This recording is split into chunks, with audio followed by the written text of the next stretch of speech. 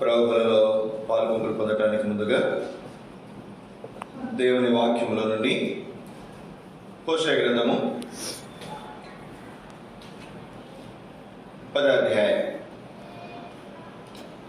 11-12 వచనాలు అందరం కలిసి చదువుకుంటాం.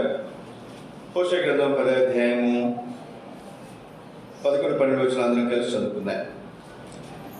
ఎఫ్రాయిము నూర్పునందు అభ్యాసం గలదై కంకులను తొక్కుగోరు పేవలు ఉన్నది.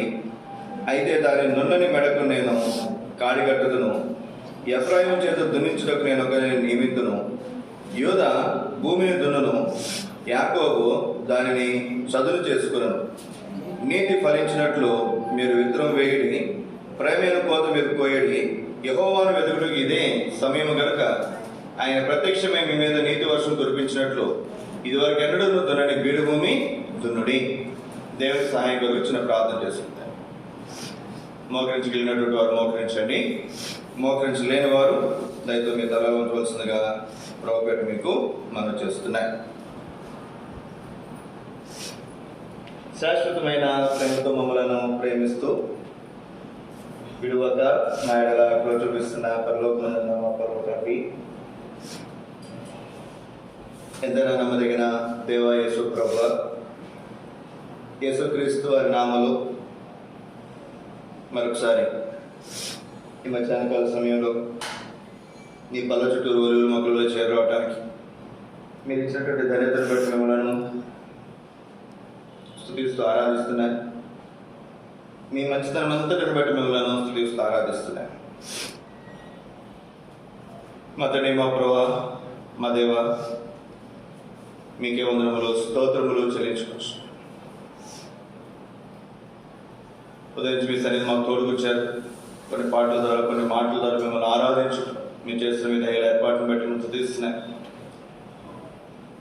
ఈ సమయంలో ఈ సన్నిధిలో చేరి మేము ఉండగా ఎన్నో అందుబాటులో తొందరపాటు తొట్టుపాట్లు అదేతలు అపనమ్మకం అభ్యర్థత కలిగినటువంటి వారు మీ వాక్యమైన అర్థంలో నామాన్ని స్వరూపాలు మీరు మాకు చూపించము. తద్వారా మేము సరిస్తున్నటువంటి వారమే, చక్క చేస్తున్నటువంటి వారమే, యోగ్యమైన విధానంలో నీ బలను చేరినట్లుగా మీరు మా కృప అనుగ్రహించు. మీ మంచితనం మీరు సంపూర్ణంగా మీరు కనపరచుకోరు. మీ దగ్గర ఏర్పాట్లు ఉంచు. మీ నమ్మకత్వాన్ని మీరు రుజువుపరచుకోరు. మీ కృపను, మీ కనికరమును కోరుకోవచ్చు. మీ ధైర్యం, మీ వాస్తవితను కోరుకోవచ్చు. మీ సహాయత కోరుకోవచ్చు.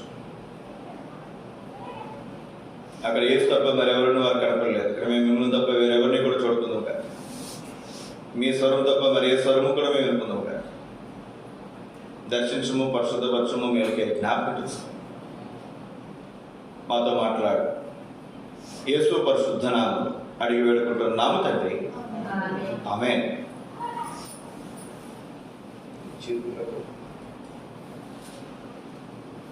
కత్తి తెచ్చుకుంటూ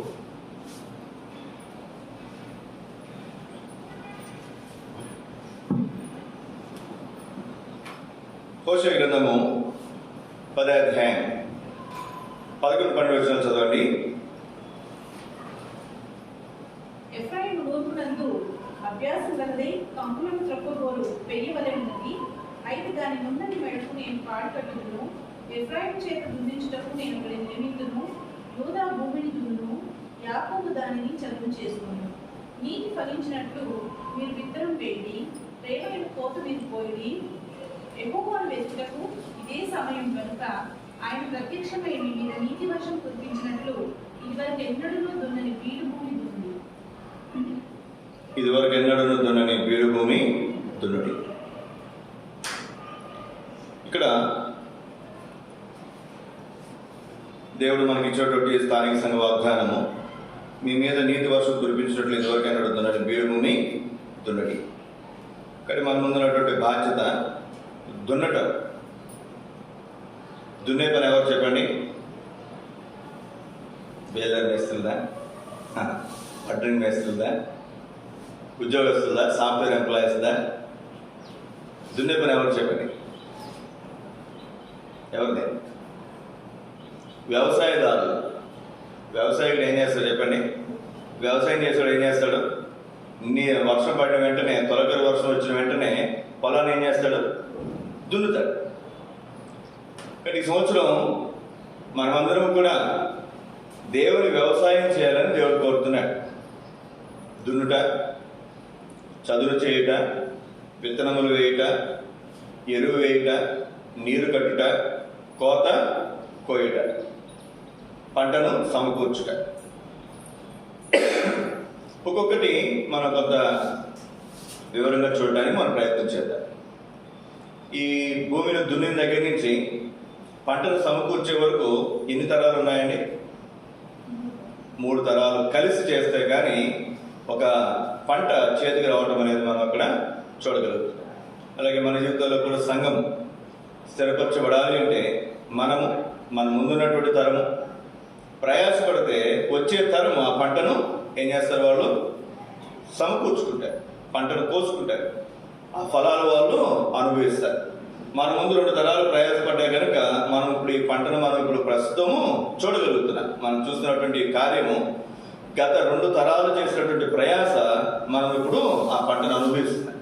కాబట్టి మన ముందున్న తరం మనము ప్రయాసపడితే వచ్చే తరానికి మనం ఏం చేయగలం చెప్పండి? ఒక పంటను మనం వారికి అప్పగించగలం. ఇప్పుడు రండి, మనం కొంత వివరంగా మనం చూడడానికి ప్రయత్నం చేస్తున్నాం.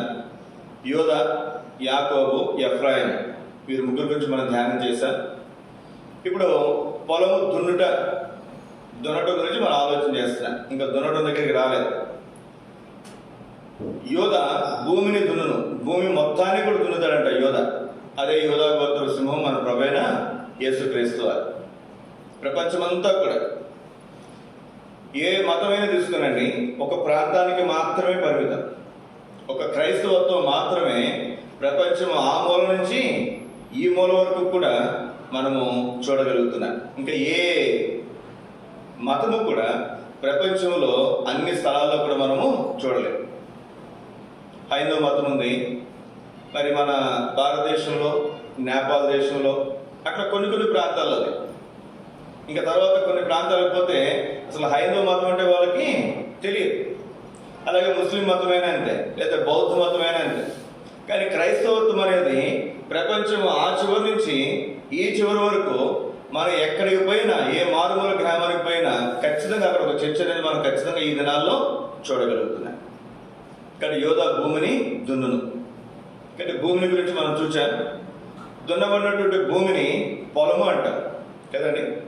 పొలం దున్నడానికి వెళ్ళామంటాం, భూమిని దున్నడానికి వెళ్ళామని చెప్పాం. సహజంగా పొలం దున్నించడానికి వెళ్ళామండి, పొలంలో నాట్లు వేయడానికి వెళ్ళామండి.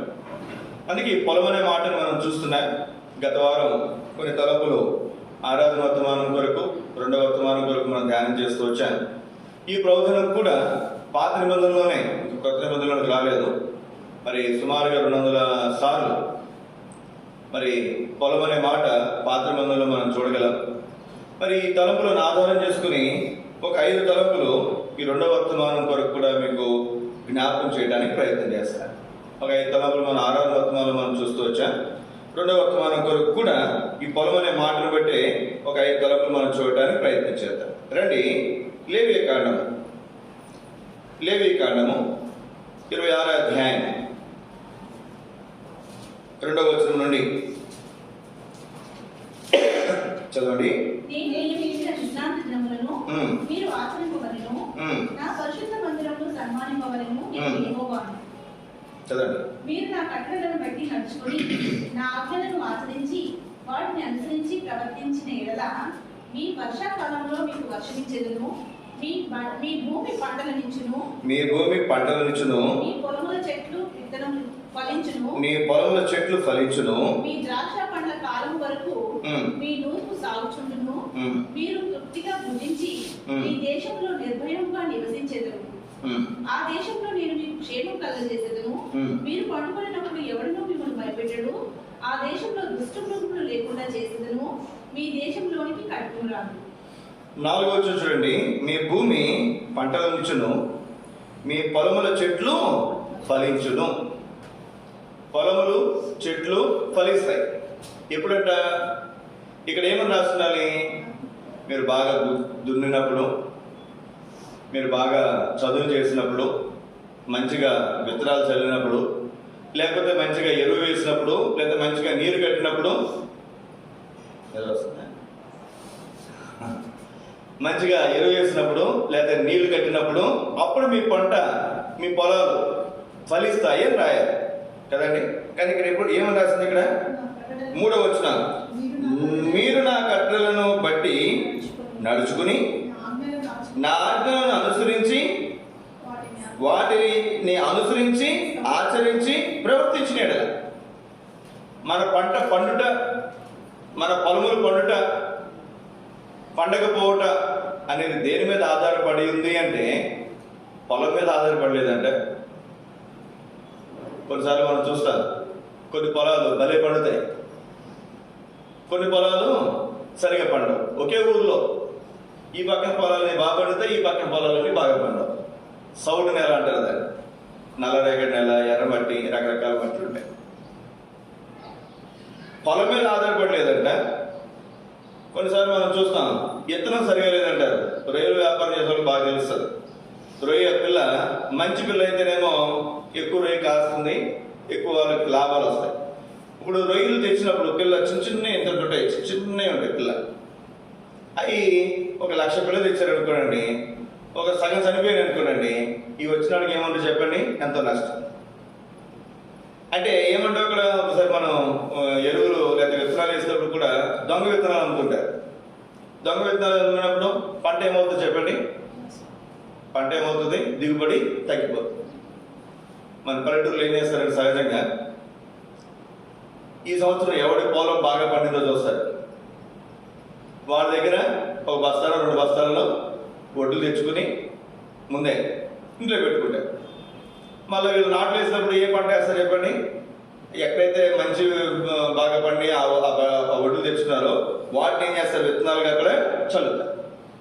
కాబట్టి ఇక్కడ విత్తనాల మీద ఆధారపడట్లేదంట, పొలం మీద ఆధారపడట్లేదు, ఎరువుల మీద ఆధారపడట్లేదు. ఒక్కటే ఆధారము, దేవుని మాట మనం వినుట మీద మన పంట ఫలించడం అనేది ఆధారపడింది. చాలా ఆశ్చర్యం అసలు. ఇక రాయబడినటువంటి మాట చూడండి, మీరు నా కట్టలను బట్టి నడుచుకొని నా ఆజ్ఞలను ఆచరించి వాటిని అనుసరించి ప్రవర్తిస్తే మీ భూమి పంటలు ఇచ్చును, మీ పొలంలో చెట్లు ఫలించును. కాబట్టి మధ్యాహ్న కాల సమయంలో దేవుని బిడ్డలేటువంటి మనం గమనించాల్సినటువంటి మాట, దేవుని బిడ్డలుగా దేవుని మాట మనం విన్నప్పుడు మనము ఫలించే జీవితంలో మనం ఉంటాం, ఫలించే అనుభవంలో మనం ఉంటాం. మన కష్టాన్ని దేవుడు ఆశీర్వదించేవాడు ఉంటాడు. దేవుని మాట మనం వినకపోతే, దేవుని ఆజ్ఞలు, కట్టడలు, ఇక్కడ చూడండి, ఆయన కట్టడలు, కొన్ని కట్టడలు, కొన్ని నియమాలు ఉన్నాయి. ఏంటి అందులో? 1, 2 వచనం, నేను నియమించిన విశ్రాంతి దినములను మీరు ఆచరించుకోలేను, నా పరిశుద్ధ మందిరమును సన్మానించాలి. దేన్ని సన్మానించాలంటే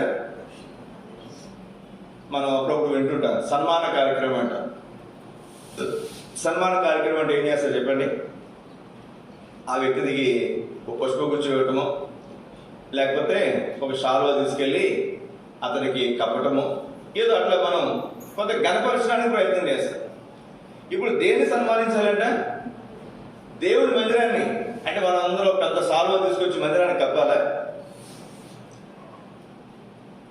ఇక్కడ మనం జాగ్రత్తగా గమనిస్తే ఎవరికైతే సన్మానం చేస్తామో, సన్మానం చేసే వ్యక్తి ఏం చేస్తారు చెప్పండి? దండం పెడతారు. లేదా ఇంకా పెద్ద ఆయన అయితే కాళ్ళు కూడా ఏం చేస్తారు చెప్పండి? ఆశీర్వచనాలు కూడా తీసుకుంటారు. అది ఎంతో భక్తి వైరాగ్యాన్ని చూపిస్తుంది. ఇక్కడ రాయబడినటువంటి మాట చూడండి, ఇక్కడ రాయబడినటువంటి మాట, నేను మీకు నియమించిన విశ్రాంతి దినములను మీరు ఆచరించాలి. విశ్రాంతి దినమును ఆచరించాలి. దేని ఆచరించాలంటే విశ్రాంతి దినమును ఆచరించాలి. చాలా మంది 6 రోజులు పని చేస్తారు, 7వ రోజు కూడా ఏం చేస్తారు చెప్పండి? పని చేస్తారు. ఇస్రాయేలు ప్రజలు వారు కనాను దేశానికి వచ్చిన తర్వాత దేవుడు వారికి చెప్పాడు, 6 సంవత్సరాలు మీని 7వ సంవత్సరం విశ్రాంతి సంవత్సరం. 7వ సంవత్సరం మీరు పంట విత్తనాలు చల్లకూడదు. అవి పేదవారికి, లేవీలకి, బెదరాండ్రకు, పరదేశులకు వారికి ఆహారం ఉంటాయి. మీ పొలాలు మీరు దున్నకూడదు, ఆ పంటను మీరు కూర్చకూడదు, అది మీకు కాదు. అయినా వీళ్ళు ఏం చేసేటప్పుడు 7వ సంవత్సరం కూడా పంట పండించేస్తున్నారు. 14వ సంవత్సరం మళ్ళీ ఏం చేయాలి? మళ్ళీ విశ్రాంతి సంవత్సరం, విశ్రాంతి వల్ల మళ్ళీ పంట పండించుకున్నారు. 7 ఏళ్ళు 49, 49వ సంవత్సరం కూడా ఏం చేశారు? వీళ్ళు పంట పండించారు. 50వ సంవత్సరం సునాద సంవత్సరం. 49వ సంవత్సరం పంట వేయకూడదు, 50వ సంవత్సరం కూడా పంట వేయకూడదు. అంటే 50 సంవత్సరాలు వచ్చేసరికి ఎన్ని సంవత్సరాలు? విశ్రాంతి సంవత్సరాలు 8 సంవత్సరాలు. 7 ఏళ్ళు 49 ప్లస్ 1 8. 100 సంవత్సరాలకి 16, 200 సంవత్సరాలకి 32, 400 సంవత్సరాలకి 64, సుమారుగా 450, 460 సంవత్సరాలు విశ్రాంతి సంవత్సరాలు వీళ్ళు ఆచరించకుండా 70 విశ్రాంతి సంవత్సరాలు వీళ్ళు పంటను ఏం చేశారు చెప్పండి? పండించేశారు. అందుకే దేవుడు ఏం చేశాడు? వారిని బబులోను దేశానికి సెలవులను తీసుకుని పోయాడు. ఎన్ని సంవత్సరాలు? 70 సంవత్సరాలు. మన లెక్క మనకి ఒక్కోసారి అర్థం కాదు, కానీ దేవుని లెక్క చాలా వేరుగా ఉంటుంది. అసలు ఆ దేశంలోనే లేకుండా 70 సంవత్సరాలు విశ్రాంతి సంవత్సరాలు ఆ దేశానికి, ఆ భూమికి ఇవ్వడానికి అక్కడ ఉన్న ప్రజలందరినీ దేవుడు చెరలోకి తీసుకుని పోయాడు. అట్లా కాకుండా 7వ సంవత్సరం విశ్రాంతి సంవత్సరం ఇచ్చి 7వ సంవత్సరం, అలాగే 14వ సంవత్సరం విశ్రాంతి సంవత్సరం ఇస్తే అసలు వీళ్ళు చెరలోనికి వెళ్ళాల్సిన అవసరం ఉంటుందా? చెరలోనికి వెళ్ళటం అంటే ఏంటి? బానిసలుగా తీసుకుని పోబడు. భర్త ఎక్కడున్నారో తెలియదు, భార్య ఎక్కడున్నారో తెలియదు, పిల్లలు ఎక్కడున్నారో తెలియదు, అన్నదమ్ములు ఎక్కడున్నారో తెలియదు, ఆస్తిపాస్తులు ఏమైనా తెలియదు, ఏమీ తెలియదు. అసలు బతుకున్నారో లేదు ఇక్కడ ఎవరికి తెలియదు. అట్లాంటి పరిస్థితుల్లో చెరలోనే తీసుకుని పోబడ్డారు. ఆ దినాల్లో అనేక మంది నపుంసకులుగా చేయబడ్డారు. అందులోనే మనం చూస్తాం శద్రకు, మేషకు, అబేద్నెగో, దానియేలు, వీళ్ళు నలుగురు కూడా యవనస్తులు. ఆ దినాల్లో ఉన్నటువంటి వారు ఎంతమందిని, ఎన్ని వేల మందిని నపుంసకులుగా చేశారు. ఇంత భయంకరమైన పరిస్థితులు గల కారణం ఏంటంటే విశ్రాంతి సంవత్సరంలో ఉన్న వారు ఆచరించారు. మనం కూడా ఆదివారం విశ్రాంతి దినం, ఇది శనివారం విశ్రాంతి దినం, ఆదివారం ప్రభుదినం. యేసుక్రీస్తు వారిలో విశ్రాంతి దినం కొట్టివేయబడింది, మనకు ప్రభుదినం ఉంది. ఈ ప్రభుదినము ఇది దేవునిది. ఎప్పుడైతే మన ఈ ప్రభుదినాన్ని మనం గణపరుస్తామో దేవుడు మనం గణపరిచేవాడు ఉంటాడు. నన్ను గణపరిచే వారిని నేను గణపరుచుదును. ఇప్పుడు మన పొలములు ఫలించాలి అంటే, మన క్రియలు, మన కార్యములు ఫలించాలి అంటే మనం ఏం చేయాలంట? రాయబడినటువంటి మాట, నేను నియమించిన విశ్రాంతి దినమును మీరు ఆచరించాలి. నా పరిశుద్ధ మందిరమును మీరు ఏం చేయాలి? సన్మానించాలి. పరిశుద్ధ మందిరాన్ని సన్మానించాలి. ఒక మాట చూడండి, యెషయా గ్రంథం 58వ అధ్యాయం. యెషయా గ్రంథం 58వ అధ్యాయం 11వ వచనం. ఈ మాట రోజుకు ఒకసారి చదువుకున్నాను ఖచ్చితంగా. నా విశ్రాంతి దినమున వ్యాపారము చేయకుండా దేవునికి ప్రతిష్ఠితమైన దినమని మనం ఊరుకుంటే, విశ్రాంతి దినం మనోహరమైనది, అది దేవునికి ప్రతిష్ఠితమైన దినము, ఘనమైనదని అనుకుని దానిని ఘనముగా ఆచరించాలంట. ఎలా ఆచరించాలండి? ఘనముగా ఆచరించాలి. ఆదివారం రోజు ఏం చేయకూడదంట? మనకి ఇష్టమైనది ఏం చెప్పండి? పిల్లలు ఆ రోజు సెలవు, మనం లేపుతున్నాం, ఏమంటారు? మమ్మీ సెలవు రోజు కూడా గంటసేపు పడుకొని మమ్మల్ని.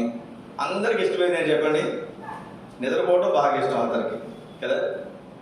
పనులు చేయకుండా ఉండటం చాలా ఇష్టం.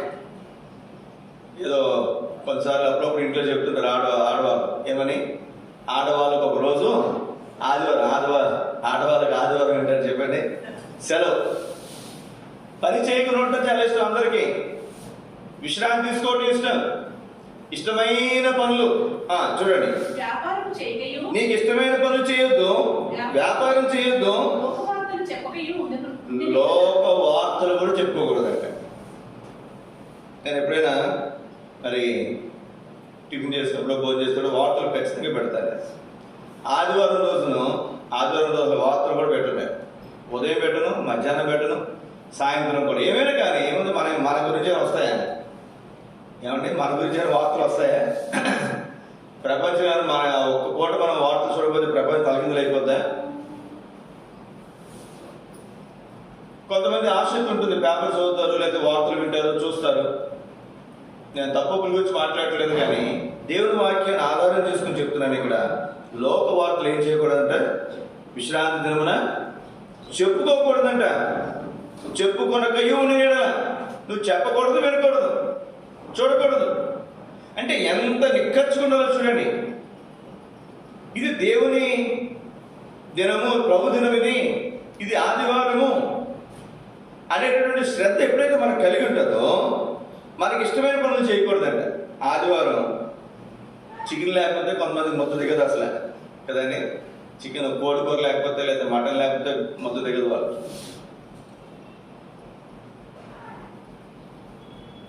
దేవుని మహిమార్థం చెప్తున్నాను. నేను నా గ్రహింపు వచ్చిన తర్వాత సేవకు రావడానికి ముందే సుమారు ఇప్పుడు 20 సంవత్సరాలు పెట్టి ఆదివారం నా కొరకు కానీ, నా కుటుంబం కొరకు కానీ, చికెన్ షాప్కి కానీ, మటన్ షాప్కి కానీ ఈ రోజుకి వెళ్ళలేదు.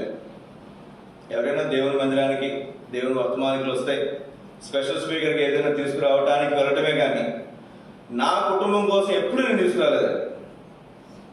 ఎప్పుడు తీసుకురాలేదు. ఇంకెప్పుడైనా తీసుకురావాలనుకుంటే శనివారం తెచ్చుకుంటాను. శనివారం తినేస్తాను. ఏముంది, ఆదివారం పొద్దున తిన్నా, ఆదివారం మధ్యాహ్నం తిన్నా అదే తిండి, సాయంత్రం కరిగిపోతుంది. శనివారం రాత్రి తిన్నా పొద్దున కరిగిపోతుంది. ఎప్పుడైనా ఒక పూటలో అరిగిపోతుంది. మనం ఎంత తిన్నా సార్. జ్ఞాపకం పెట్టుకున్న పిల్లి సోదర సోదరి, విశ్రాంతి దినము ఘనమైనది, అది ప్రసిద్ధ దినము, అది మనోహరమైనటువంటి దినము అని కనుక మనం గ్రహింపు కలిగి ఉంటే దేవుడు ఏం చేస్తాడంట? 14 వచ్చిన, నీవు యెహోవా యందు ఆనందించదువు, దేశం యొక్క ఉన్నత స్థలముల మీదనే నిన్ను ఉన్నతమైనటువంటి స్థానంలో తీసుకుని. ఎంత ఉన్నతమైనటువంటి స్థానం అంటే అంత ఉన్నతమైనటువంటి స్థానం. మనం చదివినటువంటి భాగాలకు రండి. లేవికాండం 26వ అధ్యాయం చదవండి. 4వ వచనం. మీ వర్షాకాలంలో మీకు వర్షమిచ్చెదను, వర్షాకాలంలో వర్షం పడుతుంది, మీ భూమి పంటలనిచ్చును, భూమి పంటనిస్తుంది, మీ పొలముల చెట్లు ఫలించును. దేని సమయంలో అవి అందుతూ ఉంటాయి. లేకపోతే మన ఆదాయం ఎట్లా ఉంటుందంటే చిల్లు సంచులు వేసినటువంటి ఆదాయంగానే అయిపోతుంది. జ్ఞాపకం పెట్టుకున్న దేవుని బిడ్డలైనటువంటి మనం దేవుని కట్టడలు వీటన్నిటిలో మనం చూస్తే మొట్టమొదటిగా పొద్దున్న లేచినంటే మనం బైబిల్ చదువుకోవడం, ప్రార్థన చేసుకోవడం ఎంత ప్రాముఖ్యమో, కుటుంబాలు ఉన్నప్పుడు కుటుంబ ప్రార్థన కలిగి ఉంటే ఎంత ప్రాముఖ్యమో, మందిరానికి ఆదివారం ఖచ్చితంగా అవసరమైతే ఉద్యోగాలు ఉన్న సెలవు పెట్టుకుని, పనుల్లో సెలవు పెట్టుకుని మందిరానికి రావడం దానికంటే కూడా చాలా ప్రాముఖ్యం. ఎప్పుడైతే మనం దేవుని మందిరానికి కావాల్సినటువంటి ప్రాముఖ్యతను మనం ఇస్తామో, ముఖ్యంగా ఆదివారం దేవుడు మనను గణపరిచేవాడుకుంటాడు, ఆశీర్వదించేవాడుకుంటాడు. మనకు రావాల్సినటువంటి మేలుల ఆశీర్వాదాలు సమృద్ధిగా దేవుడు మనకు అనుగ్రహించేవాడుకుంటాడు. లేకపోతే ఏమవుతాం, మనం నష్టపోతాం. దేవుడు మనకి ఎప్పుడు కీడు చేయడు. గుర్తుపెట్టుకోండి ఈ మాట. దేవుడు మనకి ఎప్పుడు కూడా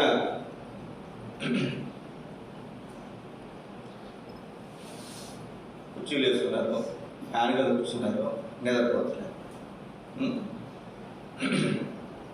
నిద్రపోతున్నట్టు పక్కన కట్టి అట్లానా? ఇక్కడ మనం గమనించాల్సినటువంటి మాట, ఈ సోదర సోదరి, దేవుని బిడ్డలైనటువంటి మనము విశ్రాంతి దినమును గణపరచుట, ఇది మనకు ఆశీర్వదించబడటానికి శ్రేష్టమైనటువంటి సాధనము, లేకపోతే ఆధారము. రండి, సామెతల 28వ అధ్యాయం, సామెతల 28వ అధ్యాయము చదవండి. 17వ వచనం. ప్రాణము తీసి దోషము కట్టుకుని వాడు కోతికి పరిగెత్తుచున్నాడు, ఎవరినో అట్టి వారిని ఆపకూడదు. చదవండి. ప్రవర్తించేవాడు రక్షింపబడును, యథార్థముగా ప్రవర్తించేవాడు రక్షించబడును, మూర్ఖ ప్రవర్తన గలవాడు హఠాత్తుగా పడిపోవు. తన పొలము సేద్యం చేసుకుని వానికి, తన పొలము సేద్యము చేసుకుని వానికి కడుపు నిండా అన్నం దొరుకును. వ్యర్థమైన వాటిని అనుసరించి వారికి ఏంటంట? వ్యర్థమైన వాటిని అనుసరిస్తే పేదరికం ఇంత అంతా కాదు. వారికి ఏం కలుగుతుందంట? పేదరికం. ఎందుకు ఈ పేదరికం వచ్చింది అంటే వ్యర్థమైన వాటిని అనుసరించాలి. దేవుని వాక్యం మనం చూస్తాం. ఏది న్యాయమో, ఏది మంచిదో, ఏవి రమ్యమైనవో, ఏవి శ్రేష్టమైనవో ఎరగాలి. మనం ఎరగాలి. ఎరగకపోతే ఇక్కడ ఏం చేశారంటే వ్యర్థమైన వాటిని అనుసరించారంట. వాళ్ళకి ఏం కలిగిందంట? పేదరికము. ఎంత భయంకరమైన పేదరికము! అయితే తన పొలమును సేద్యము చేసుకునేవాడు కడుపు నిండా అతనికి ఏం దొరుకుతుంది? కొంతమందికి వాడి పొలం మీద వాడు తెలియదు అనుకోనండి. వాడు కనిపించిన ప్రతి పొలంలో పని చేసుకుంటూ పోతారు. వాడు రేపు పొద్దున కోసుకోవడానికి పోతూ ఊరుకుంటారా? నువ్వు పని చేయడానికి వచ్చో పని చేయించుకుంటారు బాగానే. నువ్వు రేపు కోసి టైం వస్తే నా పొలంలో పోరాటం అడిగితే వాడు. కానీ మన పొలం ఏంటో మనకు తెలియాలి, మన బాధ్యత ఏంటో మనకు తెలియాలి, మన పని ఏంటో మనకు తెలియాలి, మన పరిచయం ఏంటో తెలియాలి, మన పరిధి ఏంటో మనకు తెలియాలి. మనకు బాగా పరిచయం. గాలి చేయాల్సిన పని, కుక్క చేయాల్సిన పని ఎవరు చేశారంటే గాడి చేసి, గాడికి ఏమొచ్చిందండి? దెబ్బలు. ఎదుటివాడి పనులకు మనం పోకూడదు. మన పరిధి మనం తెలుసుకోవాలి, మన పని మనం తెలుసుకోవాలి. దేవుని ఇంట్లో, దేవుని సంఘంలో, దేవుని పరిచర్యలో కూడా నాకు అప్పగించబడిన పని ఏంటి, నా పొలం ఏంటి, నా పరిధి ఏంటి, నా స్థానం ఏంటి మనం తెలుసుకుంటే అప్పుడు ఏమవుతుంది? చూడండి, ఇక్కడ తన పొలమును సేద్యం చేసుకునే వాడు కడుపు నిండా ఆనందం. తన పొలం సేద్యం చేసుకోకుండా పట్టణాలకి నేను వెళ్ళి శ్యామకి ఏదైనా సహకరించాను అనుకోండి, వాడి పరిచర్య త్వరగా చేయాలంటే వాడి పని ముందైపోతుంది. నా పని ఏమవుతుంది చెప్పండి? మిగిలిపోతుంది. నా పంట పండకపోతే నాకు ఆహారము దొరకదు. ఇంకొక ప్రాముఖ్యమైనటువంటి మాట చూడండి, 20 వచనాలు. నమ్మకమైన వానికి ఎవరికంటండి? నమ్మకమైన వానికి మెండైన దీవెనలు. మనకి ఎంత ఆశ, ఎంత ఇష్టం ఈ పదం, మెండైన దీవెనలు. ఎవరైనా మన ఇంటికి వచ్చి ఈ మాట ఉపయోగించి ప్రార్థన చేస్తాబ్బా, దేవుడు ఖచ్చితంగా నన్ను ఏం చేస్తారు? దేవుడు దీవిస్తాడు. అయితే దీవించాలంటే ఏం చేయాలంట? నమ్మకమైన వానికి. అందరికీ కాదండి. కానీ ఉదయ సమయంలో మొట్టమొదటి తలంపుగా మీకు జ్ఞాపకం చేస్తున్నాను నేను. మొట్టమొదటి తలంపుగా దేవుని పెట్టినటువంటి మనం గమనించాల్సినటువంటి మాట, దేవుని కార్యములు లేదా దేవుని మాట, దేవుని ఆజ్ఞలు మనం అనుసరించుట, దేవుని మందిరాన్ని మనం కనపరచుట, దేవుని పరిచయం మనం కనపరచుట, దేవుడు మనకి ఇచ్చినటువంటి స్థానం, మనకి ఇచ్చినటువంటి పరిధి, మనకి ఇచ్చినటువంటి పొలం, అందులో మనం నమ్మకంగా పనిచేయాలి. ఇది మెండైన దీవెన ఆశీర్వాదాలు పొందడానికి మనకు కారణము అనేది మనం గమనించబద్దులమే అన్న. 2 తలంపుగా మీకు జ్ఞాపకం చేస్తాను నేను. 2 తలంపుగా రండి. దేవుని వాక్యంలో యెషయా గ్రంథము 24వ అధ్యాయం.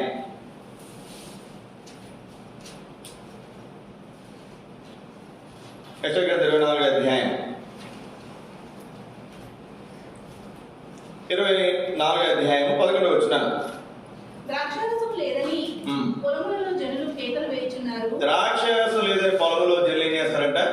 కేకలు వేస్తున్నారు. సంతోషం అంతయు అస్తమించెను. సంతోషం అస్తమించను. దేశంలో ఆనందం లేదు. సంతోషం లేదు, ఆనందం లేదు. ద్రాక్షారసం లేదని పొలంలో ఉన్నటువంటి జనులు ఏం చేస్తారంట? అసలు పొలంలో ద్రాక్షారసం ఏంటంటే అసలు ఇది విందుశాల. కానా విందులో ఏమైపోయింది చెప్పండి? ద్రాక్షరసం అయిపోయింది. మనం విందుకు వెళ్ళినప్పుడు ద్రాక్షరసం అయిపోయింది అంటే మనం అడగటానికి ఏదైనా అర్థం ఉంది. ఎవడో పొలంలో పనిచేయడానికి వెళ్ళాం, ద్రాక్షరసం అయిపోయింది క్యాక్ చేస్తే ఏమంటారు చెప్పిన ద్రాక్ష అడిగేది ఏంటి? అక్కడ మనం ఆహారం అడుగుతాం, నీళ్ళు అడుగుతాం, అంతే కదండి. ద్రాక్షరసం ఇస్తారు ఎవరైనా? అసలు ఎవరు పొలంలో పని చేయడానికి వెళ్ళినప్పుడు మనకేమి విందేమి పెట్టరు అక్కడ మనకి. కానీ ఇక్కడ ఈ పొలంలో జనులు క్యాకులు వేస్తారంట. ఏం లేదంట? ద్రాక్షరసము లేదని జనులు క్యాకులు వేస్తారంట. ఎందుకు? దానికి గల కారణం ఏంటి? ఏంటి పొలము? ఇది దేవుని పొలాన్ని కూడా మనకు జ్ఞాపకం చేస్తుంది. ఇక్కడ పొలము, దేవుని పొలము. దేవుని పొలము అంటే దేవుని సంఘము, దేవుని పరిచర్య. ఈ గ్రహింపులో 2-3 తలంపులు మనం చూడడానికి ప్రయత్నం చేద్దాం. దేవుని పొలం. ఇప్పుడు ఈ దేవుని పొలం గురించి కనుక మనం ఆలోచన చేస్తే, ఈ దేవుని పొలంలో ఏమని కేకలు వేస్తారంటే జనులు ద్రాక్షారసం లేదని కేకలు వేస్తారంట. రండి, దానికి గల కారణాలు 2-3 మనం చూద్దాం. యెషయా గ్రంథం 32వ అధ్యాయం 12వ వచనం, 13-14 వచనాలు. రమ్యమైన పొలముల విషయమై, ఫలభరితమైనటువంటి ద్రాక్షావళుల విషయమై అవి రమ్యమైనటువంటివే, ఫలభరితమైనటువంటివే. అయితే ఇప్పుడు అలా లేవు. వాళ్ళు రొమ్ము కొట్టుకుంటున్నారు. నా జనులు భూమిలో ఆనందపురములోని ఆనంద గృహములన్నింటిలో ఆనందపురములోని ఆనంద గృహములన్నింటిలో ముండ్ల తుప్పలు ఉన్నాయి, బలు రక్కస చెట్లు పెరుగుతున్నాయంట. పైనుండి మన మీద ఆత్మ కుమ్మరింపబడే వరకు నగరి విడవబడును. చాలండి, ఇక్కడ రాబడినటువంటి చదవండి. నగరి విడవబడును, జనసమూహము గల పట్టణము విడవబడును. కొండయు కాపరుల గోపురమును కొండయు కాపరుల గోపురమును ఎల్లకాలంగా ఉంటాయి. గుహ. గుహ అంటే ఏం చెప్పండి? మనుషులు ఉంటే గుహ అంటాం, మనుషులు లేదా గుహ అంటామా? సహజంగా మనుషులు లేని స్థలాన్ని ఏమంటారు చెప్పండి? గుహ. అక్కడ మనం చూస్తే పట్టణాలు విడవబడ్డాయి, కొండలు, కాపరుల గోపురాలు కూడా ఏమైనాయంట? ఎల్లకాలము గుహలుగా ఉన్నాయి. అక్కడ కాపరులు లేరు. అది ఆనందపురము. ఆనంద గృహములో మొండ చెట్లు పెరిగిపోతున్నాయి, బలురక్క చెట్లు పెరుగుతున్నాయి. ఈ ద్రాక్షవనము లేదా దేవుని పొలము, దేవుని సంఘము, ఇది మనోహరమైనటువంటి ద్రాక్షవనము. ఇది ఆనందపురము. దేవుని వాక్యం మనం చూస్తున్నాం, ఆనందపురం. అయితే ఇక్కడ ఏం లేదంట, కాపరుల గోపురములు ఎల్లప్పుడూ గుహలుగా ఉన్నాయంట. అవి అంతకుముందు కాపరుల గోపురాలే, కానీ ఇప్పుడు అక్కడ కాపరులు లేరు. ఏంటి దానికి కారణం అంటే యెషయా గ్రంథం 56 అధ్యాయం. యెషయా గ్రంథం 56 అధ్యాయము 7, 8, 9, 10, 11 వచనాలు. నా ప్రార్థన మందిరంలో నేను వారిని ఆనందింపజేసేదను.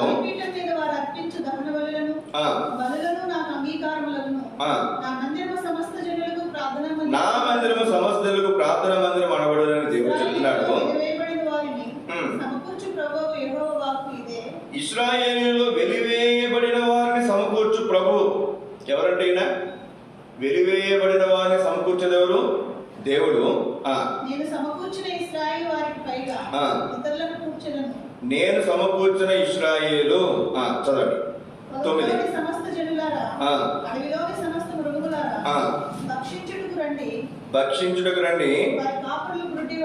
వారి కాపరులు గుడ్డివారు, వారందరూ తెలివిలేనివారు, వారందరూ మూగ కుక్కలు, మొరగలేరు, కలవరించుచు పండుకొనివారు, నిద్రాశక్తులు. కుక్కలు ఎంత తిన్నా తృప్తి ఉండదండి వాటికి. ఈ కాపర్లు కూడా అట్టివారే. వారు దేనిని వివేచింపజాలరు. వారందరూ తమకు ఇష్టమైన మార్గమున పోదురు. అందరూ ఒక్కరును తప్పకుండా అందరూ స్వప్రయోజనమనే విచారించారు. పాటల పుస్తకంలో ఒక మాట, తమ సొంత పనులలో విశ్వాసం. అక్కడ విశ్వాసం అని రాయబడింది. ఇక్కడ ఎవరి గురించి రాయబడుతుందండి? ఇక్కడ ఎవరంటే వీళ్ళు కాపరులు. కాపరులు వారందరూ తమకి ఇష్టమైన మార్గమందు పోదురు. నేను ఎప్పుడు ఆ పాట పాడేటప్పుడు తమకి ఇష్టమైన పనులలో విశ్వాసం నేను అనుకోను. మనసులో మాత్రం నా పేరు పెట్టుకుంటా అక్కడ. ఎందుకని? మేము సేవకులమే అయినప్పటికీ కూడా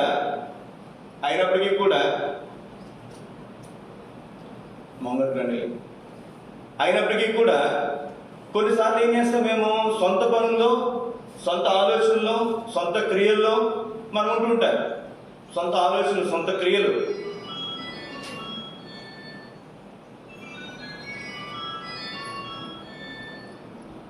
కాబట్టి ఇక్కడ మనం గమనించాల్సిన ఆశయం అదే. తీసుకొని ఫోన్ తీసుకున్నారని స్విచ్ ఆఫ్ చేయండి ఆ ఫోన్ని. కొన్నిసార్లు మనం ఎట్లా ఉంటామంటే, మీరైనా కొన్నిసార్లు మేము కూడా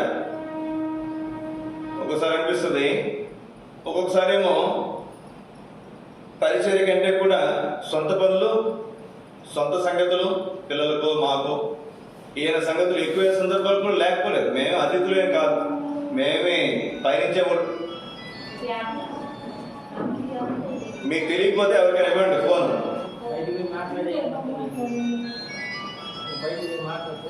ఫోన్ ఆపుతున్నారు, ఎందుకు ఫోన్ తెచ్చుకుంటారు ఇక్కడికి? మామూలు ఫ్రెండ్ 5 సార్లు చెప్పి మీకు నేను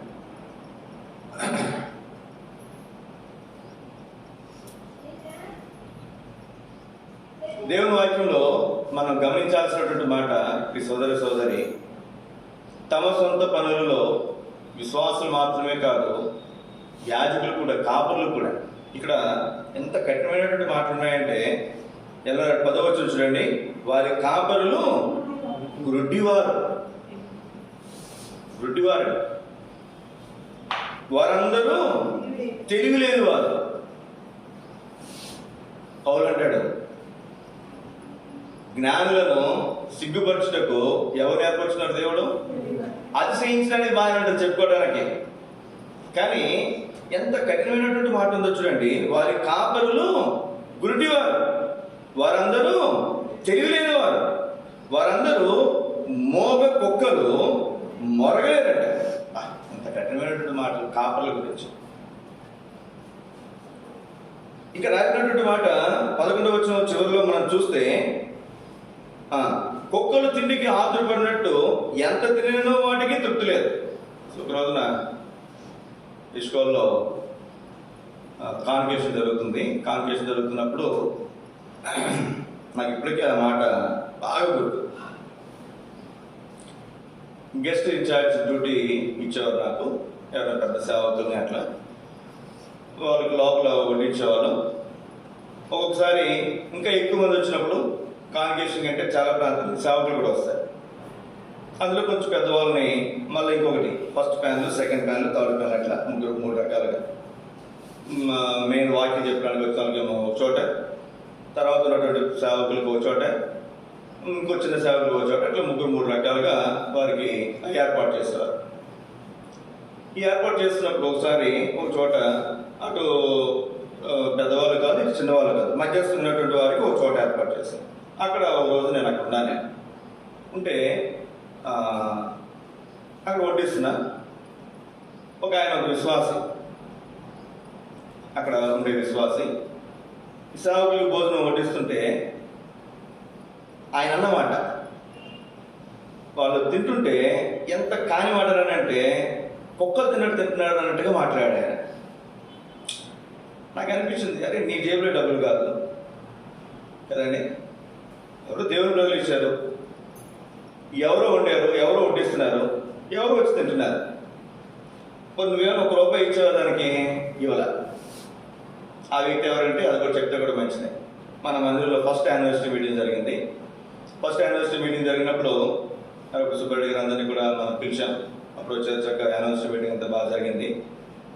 ఆ రోజున ఒంగోలు విశ్వాసి వాళ్ళ కుమారుడు యొక్క అన్నప్రాసన ఇక్కడ జరిగింది. మన మందిరంలో అన్నప్రాసన మీటింగ్ ఇక్కడ జరిగింది. వాళ్ళు వస్తున్నట్టు మనకు తెలియదు. వాళ్ళు అసలు మన విశ్వాసులు కాదు, వారు ఒంగోలు ఇస్కోలు విశ్వాసులు. వాళ్ళకి అన్నప్రాసన మన మందిరంలో చేశారు. నాకు కొంచెం మళ్ళీ ఆ రోజున అది కనీసం మనకు మాటనే చెప్పాలి, కొన్ని ఆ పెద్దోళ్ళని చెప్పలేదు. కొన్ని వచ్చాయైనా సరే ఇట్లా అంకులు రమ్మన్నారు, పలానా మేము వస్తున్నామని. మనమేమో ఏర్పాటు చేసినంత మనము ఆ రోజు ఆయన కొంచెం ఘనంగా ఆయన ఏదో ఏర్పాటు చేసినట్టుగా కొంచెం అక్కడ ఏదో రకరకాల పరిస్థితులు అట్లా. ఆ వ్యక్తి, నా కొడుకుది ఈ మందిలో అన్నప్రాసన జరుగుతుందండి, నేను ఏదైనా కనీసం ఒక స్వీట్ అయినా నేనేం చేయాలి చెప్పండి? ఒక స్వీట్ అయినా అందరికీ స్పాన్సర్ చేయాలి వద్దా? అంటే 1 రూపాయి కూడా మన చేతితో ఖర్చు పెట్టే మనస్తత్వం లేనటువంటి వ్యక్తి అక్కడ మందిరంలో సేవకులకి ఇంకొక సేవకులకి భోజనాన్ని ఏర్పాటు చేసి వడ్డించి అన్ని చేస్తుంటే ఏమన్నాడు ఇక్కడ? తన ఇష్టానుసారంగా తోలనట్లుగా. నాకు ఇప్పటికీ ఆ మాట భలే గుర్తుంది. కొంతమంది సేవకులు కూడా అట్లాగే లేకపోలేదు. ఎలా ఉన్నారంట తిండికి ఆతురపడినట్టు, ఎంత తినేనో వాటికి తృప్తి లేదు. ఎంత తినేనో తృప్తి లేనటువంటి కాపర్లు కూడా లేకపోలేదు. ఇక్కడ అన్నాడు కదా, ఈ కాపర్లందరూ అట్టి వారే, వారు దేనిని వివేచింపజాలరు, వారందరూ తమకు ఇష్టమైన మార్గమున పోదురు, ఒకడును తప్పకుండా అందరూ స్వప్రయోజనమే విచారించు. ఒక్కడు కూడా తప్ప, అందులో మినాయింపు లేదు, నేను కూడా మినాయింపు లేదు. ఏదో విషయంలో ఏదో ఒక రోజున ఏదో సందర్భంలో ఖచ్చితంగా సొంత పనుల్లో మేము ఉన్నటువంటి సందర్భాలు ఉంటాయి. కానీ మనం గమనించాల్సినటువంటి సంగతి, దేవుని బిడ్డలైనటువంటి మనం ఎందుకు కొన్నిసార్లు ఆనందపురంలో ఈ బలురక్కసి చెట్లు అంటే బహుశా ఇట్లాంటి పరిస్థితులను బట్టే ఒక్కొక్కసారి ఉంటాయేమో. కాబట్టి ఇది కూడా మాలాంటి సేవకులు కూడా గమనించుకోవడం చాలా అవసరం. కొంచెం మనం ముందుకు వెళ్దాం. ఇర్మీయా గ్రంథం 12వ అధ్యాయం. ఇర్మీయా గ్రంథము 12వ అధ్యాయం 7వ వచనం. నా మందిరమును నేను విడిచి ఉన్నాను, నా స్వాస్థ్యమును విసర్జించి ఉన్నాను, నా ప్రాణ ప్రియురాలిని ఆమె శత్రువుల చేతికి అప్పగించి ఉన్నాను. 10వ వచనం. కాపరులు అనేకులు నా ద్రాక్ష తోటలను చెరిపివేసి కాపరులు అనేకులు నా ద్రాక్ష తోటలను చెరిపివేసి ఉన్నారు, నా సొత్తును తొక్కివేసి ఉన్నారు, నాకు ఇష్టమైన పొలమును పాడుగాను ఎడారిగాను చేస్తున్నారు. ఎవరంట? కాపరులు. ఇది ఎవరికి ఇష్టమైన పొలం అంట? దేవునికి ఇష్టమైనటువంటి పొలం. దేవునికి ఇష్టమైన పొలాన్ని పాడు చేస్తే ఎవరు చెప్పండి? మీరు గమనించారో లేదో, దావీదుని దేవుడు ప్రేరేపిస్తాడు. అదే దావీదుని సాతాను కూడా సందర్భంలో ప్రేరేపిస్తాడు. ఒకే సందర్భం కోసం ఇటు దేవుడు ప్రేరేపించాడు, ఇటు సాతాను కూడా ప్రేరేపించాడు దావీదుని. జనసంఖ్య లెక్కించమన్నారు. జనసంఖ్య లెక్కించమన్నప్పుడు మరి లెక్కించడం, తర్వాత జరిగినటువంటి పరిస్థితులు, దేవుడు తెగులు పంపించడం, కొన్ని వేల మంది చనిపోయారు. ఇప్పుడు కొన్ని వేల మంది చనిపోవాలి అంటే ఇప్పుడు ఏదో ఒక కాని సంగతి జరగాలి. ఒక విశ్వాసని శాతాన్ని వచ్చి ప్రేరేపించింది అనుకురండి ఒక మనిషిని, ఆ మనిషికి లేదా కుటుంబానికి నష్టం కదండి. అదే ఒక రాజును ప్రేరేపిస్తే రాజ్యంలో ఉన్నటువంటి చాలా మందికి నష్టం. కాబట్టి ఎవరిని ఇక్కడ మనం చూడండి, ఇప్పుడు మిమ్మల్ని ఎవరైనా ఒకరు ప్రేరేపించింది అనుకోండి, దేవుడు కానీ సాధారణ కానీ ప్రేరేపిస్తే అది మీకు మీ కుటుంబానికి నష్టం వస్తుంది. అది మమ్మల్ని కనుక ప్రేరేపిస్తే, మేము కనుక మరి తప్పు ప్రేరేపణలను కనుక మేము పోతే అది నష్టం ఎంతవరకు వస్తుంది? కొన్ని కుటుంబాలకి అది నష్టంగా మారే అవకాశం ఉంది. ఇక్కడ రాగినటువంటి మాట 10వ వచనం చూడండి, నేను చదువుతున్నాను. కాపరులు అనేకులు నా ద్రాక్ష తోటలను చెరిపేస్తున్నారు. ఇదిలో చాలా మంది మాలాంటి సేవకులే, ఇందులో ఏమాత్రం అనుమానం లేదు, ఒప్పుకుని తీరాల్సిన మేము కూడా కొన్ని విషయాలు ఒకసారి మా ఇష్టం కొరకు, మా ఇచ్చ, మా కోరికల కొరకు, లేకపోతే నేను నా మాట నగ్గాలన్నటువంటి తత్వంతో పరిచయం ఏమైపోయినా కానీ, సంఘం 2 ముక్కలైపోయినా పర్వాలేదు, లేకపోతే సంఘం పరిచయం పాడైపోయినా పర్వాలేదు, లేదా సంఘర్షులు ఏమైపోయినా పర్వాలేదు, నేను బాగుంటే చాలు, లేకపోతే నేనుంటే చాలు అనుకుని సంఘాలను పాడు చేసినటువంటి కాపర్లు మాలాంటి వాళ్ళు చాలా మంది అక్కడక్కడ కనపడుతూనే ఉంటారు. ఇక్కడ రాబోయేటువంటి మాట చూడండి. కాపరులు అనేకులు నా ద్రాక్ష తోటలను చెరిపివేస్తున్నారు, నా సొత్తును. ఎవరి సొత్తు అంటది? దేవుని సొత్తు. ఒకటి ఈ ఆస్తి దేవుందే, ఒకటి అసలు మనము విలువ పెట్టి కొనబడేటువంటి వారము, మీరు మీ సొత్తు కాదు, మన దేవుని సొత్తు. ఒక విశ్వాసి నష్టపోయాడంటే, నా వల్ల ఒక విశ్వాసి మందిరానికి రావడం ఆగిపోయాడంటే, నేను దేవుని సొత్తును ఏం చేశాను? నేను నష్టపరిచాను. నా వల్ల కొంత ఏదైనా కార్యం జరిగి ఆటంకపరచబడిందంటే దేవుని సొత్తు నేను ఏం చేసినట్టు? నష్టపరిచినట్టు. కాపులుగానే మేం చేసేదే దేవుడు తప్పుగా ఎంచితే, ఇంకా పరిచారకులు, విశ్వాసం ఎవరు చేసినా దాన్ని తప్పుగానే ఖచ్చితంగా ఎంచుతారు. ఇక్కడ మనందరూ కూడా గమనించాల్సినటువంటి బాధ్యత, నా వంతులో నేను, నీ వంతులో నీవు. మనం చేసినటువంటి పని, పరిచర్య, మనం దేవుని సొత్తును త్రొక్కివేస్తున్నామా? దేవునికి ఇష్టమైన పొలమును పాడు చేస్తున్నామా? ఎడారిగా చేస్తున్నామా? మన వల్ల ఏమైనా పరిచర్య నష్టపోతుందా? నా వల్ల సంఘం ఏమైనా నష్టపడుతుందా? నా వల్ల పరిచర్యకి ఏమైనా నష్టం జరుగుతుందా? నా వల్ల ఏమైనా సేవ నష్టపోతుందా అనేది ఎప్పటికప్పుడు మనం ఏం చేయాలి చెప్పండి? చూసుకోవడం చాలా అవసరం.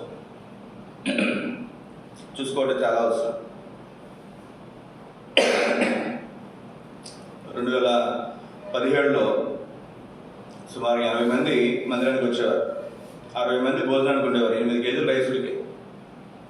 అప్పుడు కనుక మమ్మల్ని ఒక పరిస్థితులు మమ్మల్ని ట్రాన్స్ఫర్ చేస్తున్నారు. మేము ఆ ముందు సంవత్సరం పంపుతారు, 16వ సంవత్సరం అనుకుంటారు. అన్నారు. కానీ అప్పుడు పరిస్థితులు మారిపోయినాయి. మేము హెబ్రోన్ చూసాం కనుక హెబ్రోన్లో పరిస్థితులు మారినాయి కనుక అప్పుడు థియోడర్ గారు పీటర్ గారు హెబ్రోన్లో ఉన్నారు. ఇంకా మేము వాళ్ళు పంపిస్తే వెళ్ళడానికి సిద్ధంగానే ఉన్నాం. కానీ ఇంకెవరైనా పంపించారు అనుకున్నాండి, మాకు లెటర్ ఇచ్చి పంపిస్తారు. లెటర్ మీద పెద్దవాళ్ళు 3 సంతకాలు కాదు ఖచ్చితంగా. నాకు ఇచ్చిన దాంట్లో 4 పెట్టారు సంతకం. పెద్దవాళ్ళు 4 సంతకం పెట్టారు. ఇప్పుడు నన్ను ఇక్కడి నుంచి ఇంకో చోట పంపిస్తే ఎవరైనా పెద్దవాళ్ళు, అధికారంలో ఉన్నటువంటి వారు, దైవ సేవకులు, పెద్దవాళ్ళు 3 సంతకం పెడితే నేను ఇక్కడికి వెళ్ళిపోతాను వేరే చోటకి. అయితే అప్పుడు పరిస్థితులన్నీ మారిపోయినప్పుడు నన్ను ఇక్కడి నుంచి పంపించడానికి పరిస్థితులు మరి నన్ను పంపించాలనుకున్నటువంటి వారికి అవకాశం లేదు. వాళ్ళిద్దరే ఉన్నారు, సుబ్రెడ్డి గారు, శాంసన్ గారు, పీటర్ గారు, ఆనంద్ గారు, మరి తర్వాత మరి పీటర్ గారు, థియోడర్ గారు, జయప్రకాష్ గారు 3 ఉన్నారు. కాబట్టి వీళ్ళిద్దరు నన్ను పంపించడానికి అవకాశం లేకుండా ఉంది. అట్లా నేను 2017 సంవత్సరం ఇక్కడే ఉన్నాను. 2017 అప్పుడు సుమారు 80 మంది వచ్చేవారు. తర్వాత పరిస్థితులు పైన మందిరం కట్టాము, చాలా గొడవలు జరిగింది, చాలా ఇబ్బంది జరిగింది, చాలా పరిస్థితులు 50 నుంచి ఒకసారి 20 పడిపోయారు. తర్వాత మళ్ళీ సమకూరుతున్నారు. మళ్ళా రైల్వే ట్రాక్ మరి కన్స్ట్రక్షన్ 2 సంవత్సరాలు మళ్ళీ ఆటంకపరచబడింది. మళ్ళీ సమకూర్చబడుతున్నారు. మళ్ళీ కరోనా వచ్చింది. మళ్ళీ సమకూర్చబడుతున్నారు. మళ్ళా మరి కొంతమంది మళ్ళీ బయట మరి వేడుక కోరుకుంటారు. సరే పరిస్థితులు చాలా జరిగిపోయాయి. నేను ఒక సంవత్సరం నాకు ఈ మధ్యన ఒక సేవకుడు ఫోన్ చేస్తే ఆయన వచ్చి ఆ స్థలానికి 5 సంవత్సరాలు సేమ్ మన 5వ సంవత్సరం ఏదైతే మందిరం కట్టామో మనం 20 మంది నుంచి 80 మందికి అలా అయితే వచ్చాం. అక్కడ కూడా 70-80 మంది, 100 మంది లోపు వస్తున్నారు. ఆయన నాతో మాట్లాడినప్పుడు నేను ఆయనకి ఇచ్చిన సలహా, అయ్యా నన్ను కనుక అప్పుడు దైవికమైన విధానంలో కనుక ట్రాన్స్ఫర్ చేసి నేను వెళ్ళిపోయేవాడిని. కానీ అప్పుడు వేరుగా ప్రయత్నాలు చేశారు, కానీ దేవుడు కూడా అనుమతించలేదు. ఇప్పుడు నా కళ్ళారు చూస్తే ఒక్కొక్కసారి అనిపిస్తుంది, బాధ అనిపిస్తుంది. ఏమని, అది ఆ రోజు వెళ్ళిపోయిందంటే నేను ఒక 80 మంది ఉన్న సంఘాన్ని ఒక సేవకుని చేతిలో పెట్టి పోయేవాడు. నేను వెళ్ళాను. ఇక్కడి నుంచి వెళ్ళినప్పుడు 4 సంవత్సరాలు ఇక్కడికి వచ్చాను, నేను పరిచయం చేశాను, 10 మందిని 80 మందిని చేశానని చెప్పి ఇంకో వ్యక్తి చేతులు పెట్టేసి నేను వెళ్ళిపోయేవాడు. ఇప్పుడు నాకు అనుదిన ప్రార్థన, మీరు నమ్మండి నమ్మకపోండి, వెళ్ళేటప్పుడు కనీసం నిండుకుండగా సంఘాన్ని ఏం చేయాలి, ఇంకో సేవకుని చేతులు పెట్టి వెళ్ళాలి. లేకపోతే ఏం చేశారు సేవకుడు 5 సంవత్సరాలు 10 సంవత్సరాలు పరిచయం ఏం చేశారంటే మాకు సిగ్గిపోతుంది. జ్ఞాపకం పెట్టుకుందాం మీ సోదరి, మీకంటే కూడా మాకు ఎక్కువ వేదన ఉంటుంది. మా సొంత పిల్లలను మేము పోగొట్టుకుంటే మాకెంత బాధ ఉంటుందో దానికంటే ఎక్కువైనటువంటి బాధ ఉంటుంది. సంఘం కనుక మరి అభివృద్ధి చెందకపోతే, లేకపోతే రకరకాల పరిస్థితులు ఏదైనా అనుమతించబడినప్పుడు.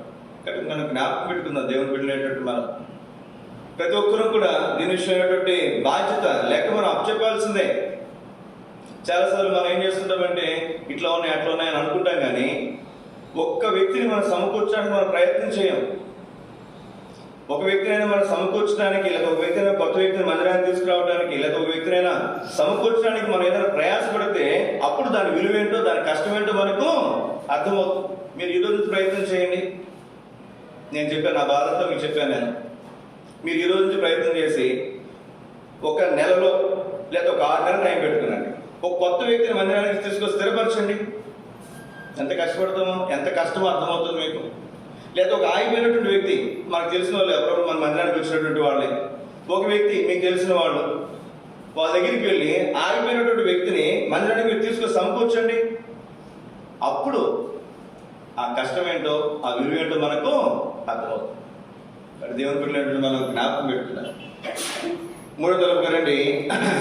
దేవుని వాక్యంలో మీకు జ్ఞాపకం చేస్తున్నాను. ఆయన పొలము, దేవుని పొలం గురించి మనం చూస్తున్నాం.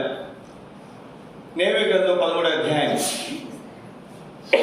నేహెమీయా గ్రంథము 13వ అధ్యాయం 10వ వచనం.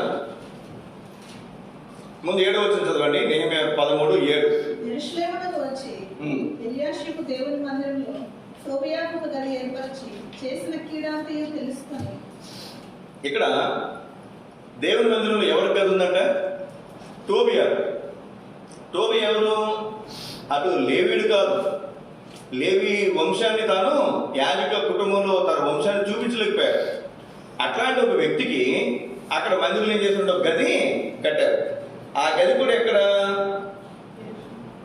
చదవండి. 8వ వచనం.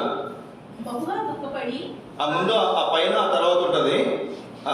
అది దేవుని మందిరం యొక్క ధనాగారములకు పక్కన ఉంటుంది ఆ గది. టోబియా గది ఎక్కడ కట్టారంట? దేవుని మందిరానికి సంబంధించిన కానుకలన్నీ ఎక్కడైతే పెడతారో ఆ ధనాగారానికి పక్కన ఒక గది పెట్టారంట. అంటే కావాల్సినంత దోచుకోవడానికి ఈ ఎలియాషీబు టోబియాతో బియ్యం ఉంది, తీసుకొచ్చి అక్కడ పెట్టాడు. ఇప్పుడు మీరు చదవండి 10వ వచనం.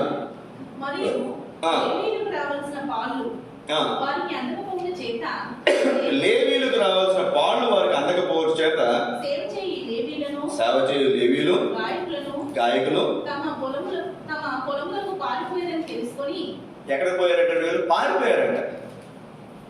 లేవీయులు గాయకులు పొలములకు పారిపోయారంట. పొలములకు పారిపోవడం ఏంటి? తమ పొలాలకు. నిన్న మేము పార్క్ వెళ్ళాం, మందిలో సులోచన వాళ్ళ యొక్క హౌస్ డెడికేషన్ అయితే అక్కడికి వాళ్ళ బంధువు ఒక ఆవిడ మన ప్రకాశం జిల్లాలో ఒక మందిరానికి సంబంధించినటువంటి విశ్వాసి అక్కడికి వచ్చారు. అక్కడికి వచ్చినప్పుడు నేను మామూలుగా అడుగుతాను సహజంగా, అక్క మందిరం బాగుందా, పరిచయం బాగుందంటే బాగుందయ్యా అన్నాను. సేవకుడు బాగుందంటే ఎక్కడయ్యా బాగాలేదు, 10 రోజులు అవుతుంది, ఆయన వేరే ఇంట్లో ఆయన మందిరం నుంచి బయటకు వెళ్ళిపోయాడు. ఎక్కడికి వెళ్ళిపోయాడంట? మందిరంలో నుంచి ఆయన ఏంటో ఎందుకు పంపించేశారన్నా. సహజంగా నవ్వుతామంటాం మనం. ఏం చేస్తారమ్మా? ఆవిడ ఫోన్ తీసుకోనండి, స్విచ్ ఆఫ్ చేయండి ఫోన్. మాట్లాడటం కాదు, ఎవరు ఫోన్ చేయరు, అది తీసుకోండి అమ్మా. తిరుతామండి, ఆ ఫోన్ ఆయనకి ఇవ్వండి ఒకసారి.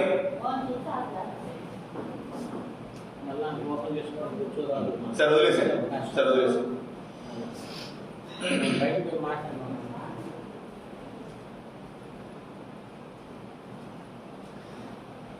సార్ ఫోన్లు మీకు ఆపు తెలియకపోతే ఇంటికడ పెట్టుకుని రండి. నా ఫోన్ చూడండి, లైవ్లో ఉంది, ఎక్కడ ఉంది, ఎక్కడ ఉంది ఫోన్ ఉందో నాకు తెలియదు. అంత అవసరం ఉండదు మనకు, అంత ప్రాముఖ్యమైనటువంటి ఎవరు ఫోన్లు చేయదు. అంతేమన్నా వైబ్రేషన్ పెట్టుకునండి. మీకు తెలియకపోతే పక్కన వాళ్ళకి ఇవ్వండి, సైలెంట్లో పెడతారు. వెళ్ళిపోయిన తర్వాత మళ్ళీ మీరు సైలెంట్ తీసుకునండి. అట్లా మీకు తెలియకపోతే మమ్మల్ని అడగండి, మేము చెప్తాం. మీకు చూడండి, దగ్గర ఈరోజు వర్తమానంలో 10 సార్లు నడుచుంటాను, 10 సార్లు మధ్యలో ఆగుతానే, 10 సార్లు. అదంతా క్షేమం కాదు. మమ్మల్ని మాట్లాడించడం మధ్యలో, వర్తమానం మధ్యలో అంత మంచిది కాదు. ఇప్పుడు ఇక్కడ చూడండి, లేవీయులు పొలాలకి ఏమయ్యారంటే వారు వెళ్ళిపోవటం వేరు, పారిపోవటం వేరు. ఏమండి?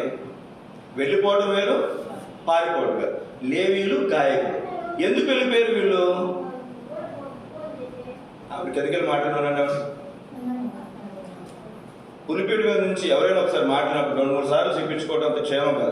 ఎక్కడున్నారు చూడండి, ఎక్కడున్నారు, కిందకెళ్ళి మాట్లాడానండి. ఒకసారి చెప్పినప్పుడు వినాలి. దేవుని మందిరంలో పులిపేట నుంచి మాట్లాడుతున్నప్పుడు దేవుని భయం అనేది చాలా అవసరం. 2-3 సార్లు చెప్పించుకోవద్దు ఏ విషయం కూడా.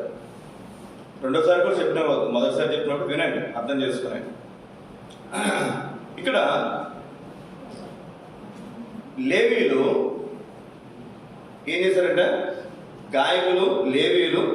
వీళ్ళు ఎవరంటే లేవీయులు, సేవ చేయు లేవీయులు. ఏముందండి అక్కడ? దేవుని మందిరంలో సేవ చేసే లేవీయులు వారు ఏం చేస్తారంట? తమ పొలములకు పారిపోయిన సంగతి తెలిసిందంట. ఎవరికి? నేమే. పారిపోవాల్సిన అవసరం ఏంటి చెప్పండి? నేను నిన్న ఆవిడ గురించి అడుగుతూ నేనేమన్నానంటే, అమ్మ ఏం చేశారమ్మా, ఎందుకు ఆయన వెళ్ళిపోయాడు మందిరంలో నుంచి, ఏం చేశారమ్మా అన్న నవ్వుతూ. సహజంగా వెళ్ళిపోవటం వేరు, పారిపోవటం వేరు. పారిపోవటం అంటే దేనికి పారిపోతారు చెప్పండి? భయపడే కదా. బెదిరిపోయాం, భయపడం, పారిపోతాం. కొన్ని పరిస్థితులు ఉంటాయి, మీకు చెప్పలేని కొన్ని సంగతులు. మందిరాల్లో ఉన్నప్పుడు పరిచయం చేస్తున్నప్పుడు చాలా రకాల బెదిరింపులు ఉంటాయి, చాలా రకాల అదిరింపులు ఉంటాయి. కొంతమంది భయపడి బెదిరిపోయి ఏం చేస్తారు చెప్పండి? పారిపోతారు. కొంతమంది మొండోళ్ళు ఏం చేస్తారంటే ఏమైనా కానీ అని కొన్నిసార్లు మొండిగా కొంతమంది నిలబడతారు. ఇక్కడ మనం చూస్తే ఎందుకు ఈ పరిస్థితి వచ్చింది? నెహెమ్యా గ్రంథం 10వ అధ్యాయం. అయితే ఇక్కడ 11వ వచనం చదవండి. 11వ వచనం. అధిపతులతో నెహెమ్యా పోరాడాడంట. మీరు ఎందుకు దేవుని మందిరాన్ని లక్ష్య పెట్టలేదు? పారిపోయినటువంటి వారి విషయం మీరు ఎందుకు శ్రద్ధ తీసుకోలేదు? ఎందుకు పారిపోయారు వాళ్ళు? వారు సేవ చేస్తున్న ఎందుకు పారిపోయారు వాళ్ళు? చూడండి 10వ వచనం.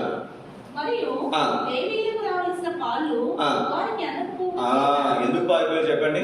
లేవీలకు రావాల్సినటువంటి పాళ్ళు వాళ్ళకి ఏమవట్లేదు, అందట్లా.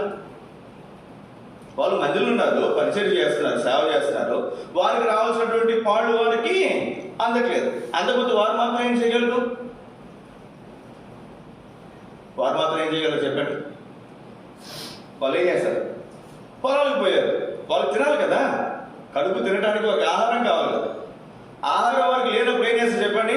వాళ్ళు పోయి పొలంలో పనులు చేసుకుంటారండి. అమ్మా, ఈరోజు అందరినీ బాగా చక్కగా ప్రేరేపిస్తుంది ఎవరు? అమ్మగారు. ఆవులింది వచ్చినప్పుడు సౌండ్ రాగానే ఆవలించాను.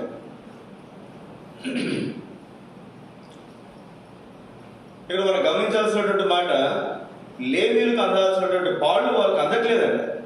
మేము కూడా వచ్చిన తర్వాత ఒక సంవత్సరం 7 వారాలు కానుకలని లెక్కపెట్టిన తర్వాత తీసుకెళ్ళి బ్యాంకులు వేసుకున్నారు. ₹1 కూడా మాకు ఇవ్వాలి. ₹1 కూడా ఇవ్వకుండా ఎన్ని వారాలండి? 7 వారాలు, నెలన్నర కంటే ఎక్కువ. ఈ నెలన్నర మళ్ళీ ఏం చేయాలి? ఆదివారం వచ్చే వాళ్ళకి భోజనాలు మనం మేమే పెట్టాలి, భోజనాలు తీసుకొచ్చి పెట్టాలి. ఎవరైనా పరిచయం వచ్చే వాళ్ళకి కానుక ఇవ్వాలి. మళ్ళీ ఏదైనా స్త్రీల గుడికి వస్తే వాళ్ళకి కానుక ఇవ్వాలి, వాళ్ళకి ఏదైనా తీసుకొచ్చి వండాలి. ఇన్ని చేసిన ₹1 కూడా మాకు మందిరం కానుక. దేవుడు జోక్యం చేసుకున్నాడు. దేవుడు మొత్తం సంగతులన్నీ ఇక్కడ తారుమారు చేశాడు. పూర్తిగా తీసుకొచ్చి మా చేతుల్లో ఆ తర్వాత వారి నుంచి కొన్ని పరిస్థితులు ఎలా ఉంటాయంటే పారిపోతారు. మాకెందుకని చెప్పి, ఎందుకు మాకు ఈ సేవ, మాకెందుకు ఈ పరిచయం, మాకెందుకు ఈ సంగతులు పారిపోయినటువంటి వాళ్ళు కూడా లేకపోలేదు. 10వ అధ్యాయం 37వ వచనం. 10వ అధ్యాయం నెహెమీయా గ్రంథం 37వ వచనం. పిండిలో ప్రథమ ఫలం, సకల విధమైన వృక్షములు, వృక్ష ఫలాలు, ద్రాక్షరసం, నూనె మొదలైన వాటిని దేవుని మందిరపు గదుల్లోనికి యాజకుల యుద్ధకు తెచ్చినట్లు మా భూమి పంటలో 10వ వంతు లేవీయుల యొద్దకు తీసుకుని వచ్చినట్లును పంటలో 10వ వంతు లేవీయులకు ఇచ్చినట్లును 10వ అధ్యాయంలో నిర్ణయం చేస్తే లేవీయులకు, యాజకులకు ఏమేమి ఇవ్వాలి, 10వ వంతు లేదా ప్రతిష్ఠిత భాగాలు, ప్రథమ ఫలాలు, ఇవన్నీ 10వ అధ్యాయంలో నియమించిన తర్వాత 13వ అధ్యాయానికి వచ్చరికి ఏమయ్యారంటే వాళ్ళు వస్తున్నాయి, మందిరానికి వస్తున్నాయి, కానీ ఎవరి చేతులకు రావట్లే. అక్కడ సేవ చేసే లేవీయుల దగ్గరకు, గాయకుల దగ్గరకు, యాజకుల దగ్గరకు అవి అందట్లా. మధ్యలో ఎవరున్నారు అక్కడ? టోబియా ఆ మందిరంలో గది కట్టుకుని అవన్నీ పక్కకి ఏం చేస్తాడు చెప్పండి, అతను డైవర్ట్ చేస్తాడు. జ్ఞాపకం పెట్టుకున్న దేవుని బిడ్డలైనటువంటి మనం, దేవుని మందిరంలో సేవ చేసేటటువంటి వారు నిజంగా నిస్వార్థంగా వాళ్ళు సమస్తాన్ని విడిచి సేవ చేస్తున్నట్లయితే వారికి అందాల్సిన సంగతులు అందుకున్నాయి లేదా చూసుకోవాల్సినటువంటి బాధ్యత దేవుని బిడ్డలైనటువంటి వారికి ఉంది. తిమోతికి రాసిన మొదటి పత్రికలో మనం మాట చూస్తానండి. తిమోతికి రాసినటువంటి మొదటి పత్రిక 5వ అధ్యాయం 17వ వచనం. బాగా పాలన చేయ పెద్దలు విశేషముగా వాక్యమందు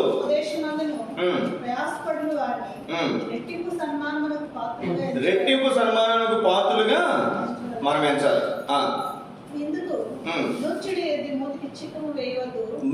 ఎద్దు మూతికి చిక్కము వేయవద్దు. మరియు పనివాడు తన జీతమునకు పాత్రుడు. అంతేకాకుండా ఇంకో చోట ఎక్కడ మనం చూస్తాం మాట, వాక్యోపదేశం పొందేవాడు, వాక్యోపదేశం చేసేవానికి మంచి పదార్థం అన్నింటిలో కూడా ఏమి ఇవ్వాలంటే భాగం ఇవ్వాలి. భాగం అది ఎక్కడుందనే మాట మీకు, వాక్యోపదేశం పొందేవాడు, వాక్యోపదేశం చేసేవారికి మంచి పదార్థాలలో ఏమి ఇవ్వాలంటే భాగం. కానీ ఇక్కడ మనం గమనించాల్సినటువంటి ప్రాముఖ్యమైనటువంటి మాట, మన వాక్యోపదేశం పొందుతున్నప్పుడు వాక్యోపదేశం చేసేటటువంటి వారు అది దేవుని సేవకులు, దేవుని వర్తమానికులు, మరి దేవుని పరిచారకులు, లేదా దేవుని సేవకులు మన పరిచయం చేస్తున్నప్పుడు మరి వాటి విషయమైనటువంటి శ్రద్ధ మనం చాలా జాగ్రత్తగా మనం చూసుకోవాలి. నేను ఎప్పుడు లెక్క వేయను, నేను సహజంగా ఎందుకో మన ఊరికనే మన గుడ్ ఫ్రైడే ఈస్టర్ పరిచయకి మనం బయట వాళ్ళని పిలిచి దేవుని వర్తమానికుల్ని పిలిచి మన పరిచయం చేస్తే, ఒక రోజు వచ్చిన వాళ్ళందరికీ ప్రేమైన భోజనం ఏర్పాటు చేస్తే సుమారుగా ఎంత ఖర్చు అవుతుంది? ఊరికి లెక్క పెట్టాను, 25,000 వచ్చిందండి మినిమం. తక్కువ ఖర్చు పెడితే ఒక వర్తమానికి మన దగ్గరికి వచ్చి వాళ్ళు మన కారులో వచ్చారు, వాళ్ళ కారుకే పెట్రోల్కి 4,000 అవుతుంది. పెట్రోల్కి ఎంత అవుతుందండి? 4,000 అవుతుంది. కనీసం మనం కొంత కలిపేవాళ్ళుగా, అవునా కదండి? ఒక రోజు నాకు నన్ను దెబ్బలాడింది.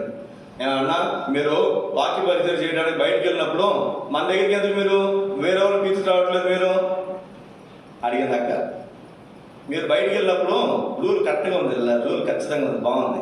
మీరు వాక్య పరిచయం కోసం బయటకు వెళ్ళినప్పుడు మన దగ్గరికి ఎందుకు కొత్త వాళ్ళు రావట్లేదు? ఇంకొకరు రావాలి కదా వాక్యం చెప్పడానికి. నేను మన గుడ్ ఫ్రైడే ఈస్టర్ పరిచయం నేను ఉండొచ్చు, ఇక్కడ నేను పరిచయం చేయొచ్చు, సరే నేను బయటకు వెళ్ళి ఇంకొకరు పిలుద్దామని చెప్పి మొత్తం మామూలు ఊరికి నేను లెక్క పెడితే 25,000 వచ్చింది ఖర్చు. ప్రేమను ఏర్పాటు చేయడానికి 8 నుంచి 10,000 ఖర్చు అవుతుంది. కిరాణా లేకపోతే వచ్చిన వాళ్ళకి గిఫ్ట్లు కానీ లేకపోతే ఇంకో ఖర్చు కానీ 25,000. ఏది 3 రోజుల పరిచర్యకి, మామూలుగా జరిగే పరిచర్యకి, స్పెషల్ మీటింగ్స్ కాదు, ఏమీ కాదు. సహజంగా క్రిస్మస్కో, న్యూ ఇయర్కో లేకపోతే గుడ్ ఫ్రైడేకో ఈస్టర్కో మనకు మామూలుగా జరిగే పరిచర్యలు మనం లెక్క పెట్టుకుంటే 20 నుంచి 25,000 రూపాయలు ఖర్చు కనపడకుండా అవుతుంది. మరి ఎక్కడి నుంచి వస్తాయండి డబ్బులన్నీ? ఎక్కడి నుంచి వస్తాయి డబ్బులు? దేవుడు మాలాంటి మొండోళ్ళు ఎవరైనా ఉంటే మందిరమో దేవునివో జేబులోయో ఖర్చు పెట్టుకుంటూ పోతుంటారు. లేకపోతే ఏం చేస్తాం చెప్పండి? ఏం చేస్తాం? వెళ్ళగానే అన్ని బాగులు వేసేసి అమ్మ కూర్చోండి, మేము వచ్చినప్పుడు కొత్తలో మరి అప్పుడు ఉన్నటువంటి వాళ్ళు, అమ్మ కూర్చోండి అమ్మ, 5 నిమిషాలు వంట చేసి పెట్టేస్తాను అనేవారు. ఏంటి? కూర్చోండి అమ్మ, 5 నిమిషాలు వంట చేసి పెట్టేస్తాను అనేవారు. అంటే దాని అర్థం ఏంటి చెప్పండి? ఏం మేము వంటలు చేయలేదు మీరు? జ్ఞాపకం పెడుతున్నప్పుడు సోదరి, దేవుని మందిలో జరగాల్సినటువంటి పరిచయం జరుగుతున్నప్పుడు దానికి కావాల్సిన సంగతులు ఎక్కడి నుంచి వస్తున్నాయి? దాని విషయమైనటువంటి శ్రద్ధ, బాధ్యత మనం ఎంతో జాగ్రత్తగా గమనించడం చాలా అవసరం. ప్రతి విషయంలో కూడా లేవీలు ఉన్నారంట, పాటలు పాడేవాళ్ళు ఉన్నారంట, యాత్ర సేవ చేసేవాళ్ళు ఉన్నారంట. వారికి అందాల్సినటువంటి సంగతులు వారికి అందట్లేదు. వాళ్ళు ఏం చేస్తారు? పారిపోయారు చాలా. అప్పుడు మళ్ళీ నెయ్యమే వచ్చి వాళ్ళందరినీ పిలిచి సరిచేసి వారికి రావాల్సినవి కూడా చక్కగా వారికి సమకూర్చి అన్ని కూడా సర్దుబాటు చేస్తూ వచ్చాడు. అక్కడ నేమి అంటాడు కదా మాట, చదవండి ఆ మాట. నేమి గ్రంథం 13వ అధ్యాయం 14 వచ్చిన. దేవా నా దేవా, ఈ విషయంలో నన్ను జ్ఞాపకం ఉంచుకొని నా దేవుని మందిరమునకు దాని ఆచారముల జరుగుబాటునకును నేను చేసిన ఉపకారములను మరవకుండము. నన్ను జ్ఞాపకం చేసుకో. ధైర్యంగా అడగలుగుతున్నాడు నెహెమ్యా. ఏంటంట? తను చేస్తూ వచ్చాడు. ఏం చెప్పండి? దేవుని మందిరం సేవ జరిగే విషయంలో, లేవీలకు రావాల్సిన విషయాల్లో, యాజకులకు రావాల్సిన విషయాల్లో వాటన్నిటిని సిద్ధపరిచి తన సొంత డబ్బులు ఖర్చు పెట్టి ఇప్పుడు ఏమంటారు చెప్పండి? ఈ విషయంలో జ్ఞాపకం ఉంచుకో, నా దేవుని మందిరమునకు దాని ఆచారములకు జరుగుబాటు. ఈ మాట ధైర్యంగా చెప్పాలండి. మీ జీవితంలో ఎప్పుడైనా గుర్తుపెట్టుకున్నాడు, పలానా మందిరంలో పలానా సేవకుడు అనేక బాధ్యత నేను చూసుకుంటున్నాను ధైర్యంగా చెప్పగలగాలి. అందుకే పాత దినాల్లో పిడికిడి బియ్యం, గుప్పుడు బియ్యం పెట్టింది. ఎందుకని? మనతో పాటు ఒక కుటుంబం మందిరంలో సేవ చేస్తుంది, ఆ బాధ్యత మనది అనేది మనం గుర్తురావటం కోసం. ఈ దినాల్లో బాధ్యత లేదు. జ్ఞాపకం పెట్టుకున్న ప్రియ సోదరి, మేమైనా కొంతవరకు చేయగలం, అంతే కదండి. అన్ని విషయాలు అన్ని సందర్భాల్లో చేయలేదు. ఒకసారి మాకు అనిపిస్తుంది, ఒకసారి మా పిల్లల కడుపులో తీసి ఒకసారి ఏం చేయాలి చెప్పండి, ఒకసారి మరి దేవుని పిల్లలు పెట్టాల్సినటువంటి పరిస్థితులు కూడా వచ్చినప్పుడు ఒకసారి అనిపిస్తుంది. అయినా సంతోషంగానే చేస్తుంటాం కొన్ని సందర్భాలు. అయితే అటువంటి గ్రహింపే మనం కూడా కలిగి ఉండటం చాలా అవసరం. నేమే అన్నాడు, నా దేవుని మందిరమునకు దాని ఆచారములకు జరుగుబాటునకు నేను చేసిన ఉపకారములకు నన్ను నేను చేశాను. దేవుని మందిరం జరుగుబాటుకి నేనేం చేశాను? దేవుని మందిరము జరుగుబాటుకి 4 మీకు జ్ఞాపకం చేస్తాను నేను. ఆదికాండం 4వ అధ్యాయం 3వ వచనం. ఆదికాండము 4వ అధ్యాయం 3వ వచనం. కయ్యూను పొలపు పంటలో కొంత యెహోవాకు అర్పణముగా తెచ్చారు. హేబెలు కూడా తన మందలో తొలిచూలను పుట్టిన వాటిలో ప్రోగిన వాటిని కొన్ని తెచ్చాను. యెహోవా హేబెలును అతని అర్పణను లక్ష్యపెట్టెను, కయ్యూనును అతని అర్పణను ఆయన లక్ష్యపెట్టలేదు. 4వ అధ్యాయం 8వ వచనం. కయ్యూను తన తమ్ముడైన హేబెలుతో మాట్లాడెను. వారు పొలంలో ఉన్నప్పుడు కయ్యూను తన తమ్ముడైన హేబెలు మీద పడి అతన్ని చంపాడు. మీరు జాగ్రత్తగా ఆలోచన చేయండి. ఇక్కడ పొలము, అన్నదమ్ములు ఎక్కడున్నారు చెప్పండి? పొలంలో ఉన్నారు. ముందు మాట్లాడటానికి వెళ్ళారు. కయ్యను ఏం చేసి చెప్పండి? ముందు హేబెలుతో మాట్లాడటానికి తీసుకెళ్ళాడు. మరి ఏందిరా, నా అర్పణ అంగీకరించలేదు దేవుడు, నీ అర్పణ అంగీకరించాడు ఏంట్రా అని మాట్లాడటానికి వెళ్ళాడు. కానీ ఏమొచ్చింది అక్కడ మాట్లాడిన సందర్భంలో? ఏమొచ్చిందండి? ఏమొచ్చింది? ఏమైందో తెలియదు మనకి. వారు పొలంలో ఉన్నప్పుడు కయ్యను తన తమ్ముడైన హేబెలు మీద పడి అతనిని చంపేశాడు. అదే వచనంలో మాట్లాడటానికి పోయిన వాళ్ళనే ఇప్పుడు చంపుకునేదాకా వచ్చింది. ఇదంతా ఎక్కడ జరిగింది? పొలంలో జరిగింది. దేవుని పొలంలో కూడా, దేవుని సంఘంలో కూడా మీరు జాగ్రత్తగా ఆలోచన చేయండి. బయట వాడు వచ్చి ఎప్పుడు కూడా సంఘం మీద పడ్డాడు. ఎవరు వచ్చి పడతారు చెప్పండి? మందిలో ఉన్నటువంటి వాళ్ళే, విశ్వాసులే. సేవకుల మీద సంఘ పెద్దలు, సంఘ పెద్దల మీద సేవకులు, లేదా సంఘ పెద్దల మీద సంఘ పెద్దలు, లేదా విశ్వాసుల మీద సేవకులు, సేవకుల మీద విశ్వాసులు, ఎవరో ఒకరు దేవుని బిడ్డలే ఒకరి మీద ఒకరు పడుతున్నాడు. మాట గుర్తుపెట్టుకున్నాడు. బయట వచ్చి ఎప్పుడు కూడా ఏ సంఘాన్ని కూడా డిస్టర్బ్ చేయడానికి 100% బయట వాళ్ళు ఎవరు వచ్చి కూడా సంఘాలని పాడు చేయరు, డిస్టర్బ్ చేయరు. లేదా ఒక విశ్వాసం మీద ఇంకో విశ్వాసం తప్ప అన్యుడు వచ్చి ఎప్పుడు కూడా ఒక విశ్వాసం మీద పడడు. పడేది ఎవరంటే అన్న మీద తమ్ముడు, తమ్ముడి మీద అన్న. దీనికి ఒకే ఒక్క కారణం. ఏ కారణం చెప్పండి? 7వ వచనం చూడండి. 7వ వచనం. నువ్వు సత్క్రియ చేసిన ఎడల తలెత్తుకునవా? ఇది ఒక్కటే చూడండి. ఇక్కడ మనం ఏంటి, ఒకరు సత్క్రియ చేశాడు, ఒకరు సత్క్రియ చేయలేదు, అంతే. ఇప్పుడు ఏమన్నానండి, ఒక 4 ఉన్నారు విశ్వాసులు. ఒక 4లో ఒక 2 లేదా ఒక 3 సత్క్రియలు చేస్తారు. ఒక వ్యక్తి సత్క్రియలు చేయట్లేదు. సహజంగా ఎవరంటే ఇష్టం ఉంటుంది? సత్క్రియలు చేసే వ్యక్తి అంటే ఇష్టం. మన పిల్లలైనా అంతే. 4 కొడుకులు ఉన్నారు నాకు, 3 మంచోళ్ళు ఉన్నారు, ఒకటి తొంట్రోడు ఉన్నాడు. 3 మంచోళ్ళు అంటే ఇష్టం నాకు. ఆ తొంట్రోడుని చూస్తే నాకేమనిపిస్తుంది? అప్పుడు అంటే ఎందుకు నా కడుపు చెడగొట్టారా అంటారు. సహజంగా మనం తండ్రి కాబట్టి, తల్లిదండ్రులు కాబట్టి పిల్లలు ఆ విధంగా మాట్లాడుతున్నారు. అప్పుడు కొంతమంది చూసినట్టు అనిపిస్తుంది, మనం చూడగానే అర్థమైపోతుంది. అరే ఈయనేంటి ఇట్లా ఉన్నాడు, ఈవిడేంటి ఇట్లా ఉంది, ఆయన ఏంటి అట్లా ఉన్నాడు, అరే ఏదో మొత్తానికి తంట వచ్చేటట్టు ఉంది, ఏదో ఇబ్బంది. మనం చూడగానే పరిస్థితులు అర్థమవుతాయి. మన పిల్లలు చూడగానే మనకి ఎట్లా అర్థమవుతుందో, సంఘంలో ఉన్నటువంటి వాళ్ళు మనం చూడగానే మనకి అర్థమవుతుంది. ఇక్కడ ఒకడేం చేశాడంటే కయ్యను తమ్ముడైనటువంటి హేబెలు మీద పడ్డాడు. ఎందుకు పడ్డాడు? తన క్రియలు సత్క్రియలు కాదు. వాడికి పేరు వచ్చేస్తుంది. వీడేమో తమ్ముడు, వాడేమో అన్నకి రాకుండా పేరు ఎవరి కోసం చెప్పండి? తమ్ముడు కోసం, అంతే. వచ్చేసి విశ్వసూపు వచ్చేసి సౌలు కంటే కూడా దావీదుకి 10,000 అనేసరికి దావీదు ఏమి వచ్చింది? సౌలుకి విశ్వసూపు వచ్చేసి అందుకే చంపడానికి ప్రయత్నం చేస్తాడు. ఇప్పుడు ఎంతమంది తరుగుతుందో చూడండి. ఎంతమంది ఎందుకు తరుగుతారంటే ఏమీ లేదు, వాడు నాకంటే మంచి పేరు వచ్చేస్తుంది, వాడికి నాకంటే మంచి పేరు వచ్చేస్తుంది. ఈ మంచి పేరు వచ్చేస్తుందని ఏం చేస్తారు చెప్పండి? తరుముకుంటున్నారు, చంపుకుంటున్నారు, ఎంతవరకైనా పోతున్నారు.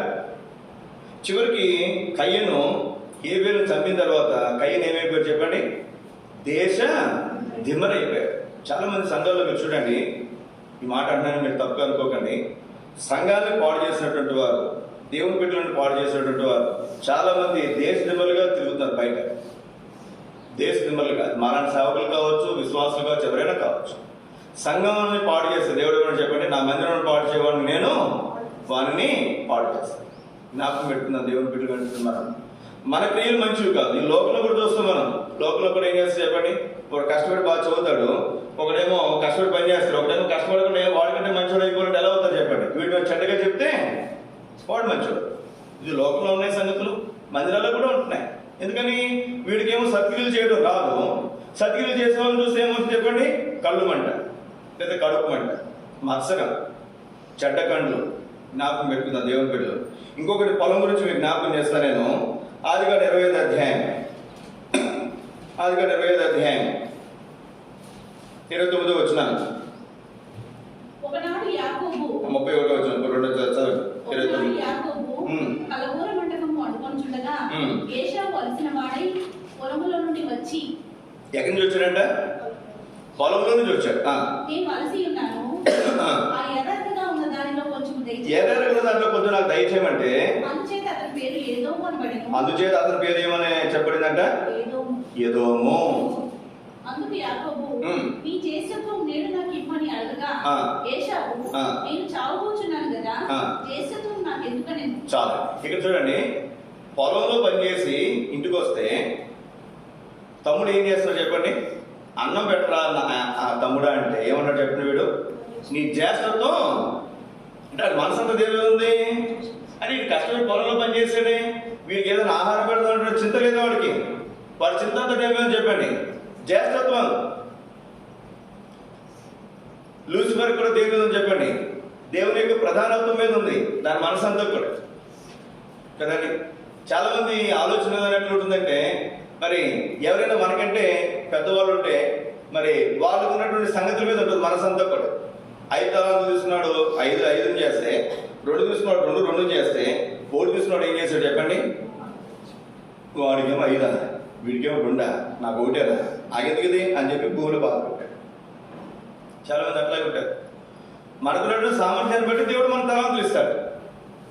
వాళ్ళకి 5 ఇస్తే నీకెందుకు, వీళ్ళకి 2 ఇస్తే నీకెందుకు? నీకు ఇచ్చిన తలాంతులని 1, వాడు 5ని 5 చేయాలి, నువ్వు 1 చేస్తే చాలు కదండి.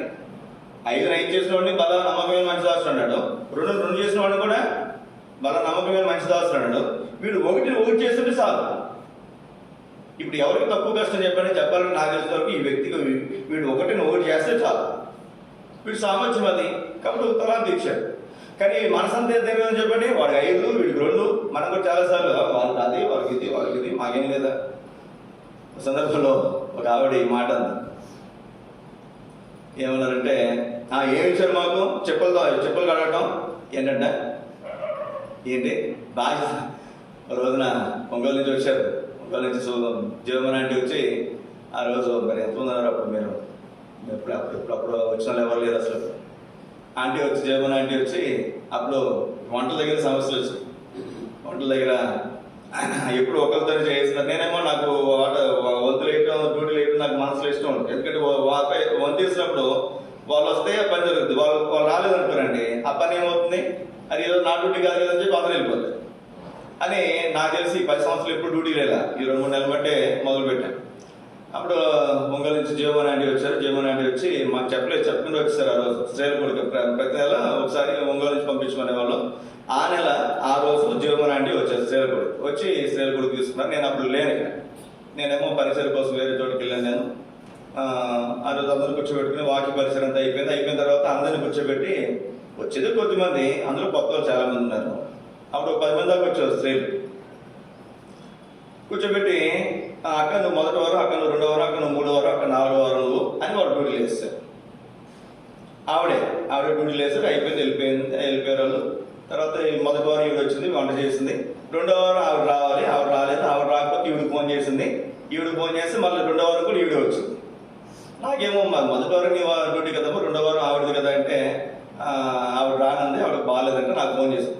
అరే మరి నేను సాగుకుని ఉన్నాను కదా, నాకు కూడా మాట చెప్పాలి కదా, నాకు చెప్పిన మీరు మాట్లాడుకుంటే ఎట్లా, నాకు మాట చెప్తే బాగుంటుంది కదా అంటే మీకు ఎందుకు చెప్పేది, ఏదో వాళ్ళు ఏదో మాట్లాడారు, అయిపోయింది ఆ సంగతి. తర్వాత కొన్ని రోజులు అయిన తర్వాత ఒక సందర్భంలో మాట్లాడుతున్నప్పుడు ఆ రోజే అనుకుంటే మాట్లాడినప్పుడు మీకు ఇచ్చారు కదమ్మా ఆయన వాళ్ళు బాధ్యతలు అంటే ఏమి ఇచ్చారే మాకు చెప్పులు కడగటం బాధ్యతలు కావాలని అడిగింది వాళ్ళే వంటలు చేసుకున్నారు. అప్పుడు మా దాకా ఉండేది, అప్పుడు ఎక్కువ ప్రతి ఆదివారం ఆవిడే వంట చేశారు శుభ్రంగా. మాకేం బాధ్యతలు అప్పగించలేదని చెప్పి అక్కడికి వెళ్ళి చెప్పింది వాళ్ళని. వాళ్ళు వచ్చి బాధ్యతలు అప్పగిస్తే బాధ్యత అంటే ఏమంటున్నారు? ఊరిని పెద్దరేఖ అంటున్నారు, పెద్దరేఖ బాధ్యత అంటున్నారు.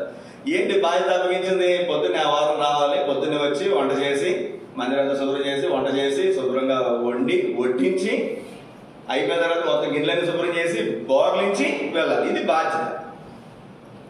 ఏమిచ్చారు మాకు? చెప్పులు కరెక్ట్ అన్నారు. ఏమిచ్చారంట? ఏం చెప్పండి? ఏమి ఇచ్చారు మాకు? చెప్పులు కడగట్లే. ఇక్కడ మనం చదవండి మరొకసారి ఆ మాట, మళ్ళీ చదవండి, మనం చదివినటువంటి మాట చదవండి ఆ మాట. ఎందుకు యాకోబు, నీవు నీ జ్యేష్ఠత్వం నేడు నాకు ఇమ్మని అడగగా, ఏశావు, నేను చావబోచున్నాను కదా. జ్యేష్ఠత్వం ఇమ్మని అడుగుతున్నాడు. అంటే ఇతరు కనపడుతుంది ఏంటి? జ్యేష్ఠత్వమే. జ్యేష్ఠత్వం అంటే ఎంత బాధ్యతది? అన్నకున్నప్పుడు మిగిలినటువంటి వారి బాధ్యత అంతా కూడా అతనే చూసుకోవాలి. పెద్దోడు పుట్టాడు, మీరు చాలా ఇళ్ళలో మీరు చూడండి, కొంతమంది అన్నలు పెళ్ళిళ్ళు చేసుకోరు. వాళ్ళ చెల్లెలు పెళ్ళిళ్ళన్నీ అయిపోయి వాళ్ళ పిల్లలు పుట్టిన తర్వాత అప్పుడు ఈయన ఎప్పుడో ముసలాడు అయిపోయిన తర్వాత పెళ్లి చేస్తారు. ఏంటి బాధ్యతది? జ్యేష్ఠత్వం అది. జ్ఞాపకం పెట్టుకుందాం, దేవుని బిడ్డలు మనం ఈ మధ్యాహ్నకాల సమయంలో పొలంలోనే ఉంటున్నాం, ఒకరి మీద ఒకరు మనం ఏం చేస్తాం చెప్పండి, పడుతున్నాం. కయ్యను హేబేలు మీద పడ్డాడు. ఇప్పుడు పొలంలో పనిచేసి వచ్చాడు అన్న, ఆడు జ్యేష్ఠుడు కదా, వాడికి ఏదైనా అన్నం పెడతానంటే ఆశ లేదు. కానీ ఏమని చెప్పండి, అవకాశం ఎప్పుడు అవకాశం దొరుకుతుందా, ఇప్పుడు అవకాశం దొరుకుతుందా, గుంటనాక ఎదురు చూస్తారు చూడండి, ఇప్పుడు అవకాశం దొరుకుతుందా అన్నట్టుగా యాకోబు జ్యేష్ఠత్వం కోసం ఎదురు చూస్తున్నాడు. ఒక పూట అన్నం అడిగితే ఏమడిగారు చెప్పండి? జ్యేష్ఠ. మొదటి మనం ప్రార్థన చేసుకుందాం దేవుని వెళ్ళినట్టు. మనం మళ్ళీ దేవుని పొలంలో కూడా మన దేవుని సంఘంలో మనం ఉన్నప్పుడు మనం ఎట్లా ఉంటున్నాం, మన సహోదర ప్రేమ విషయంలో ఎలా ఉంటున్నాం, మనం ఎదుటివారి విషయమై మనం సహోదర ప్రేమ కలిగి ఉండగలుగుతున్నామా? కయ్యను హేబేలు వల్ల ఒకరి మీద ఒకరు మనం పడుతున్నామా? లేకపోతే ఏశావు యాకోబులే ఒకరిని మరొకరు దోచుకోవటానికి లేదా లాక్కోవటానికి, మనది కానిది లాక్కోవటానికి మనం ప్రయత్నం చేస్తున్నామా? దేవుని సంఘంలో దేవుని సేవకులు జరుగుబాటు విషయంలో, సంఘ విషయంలో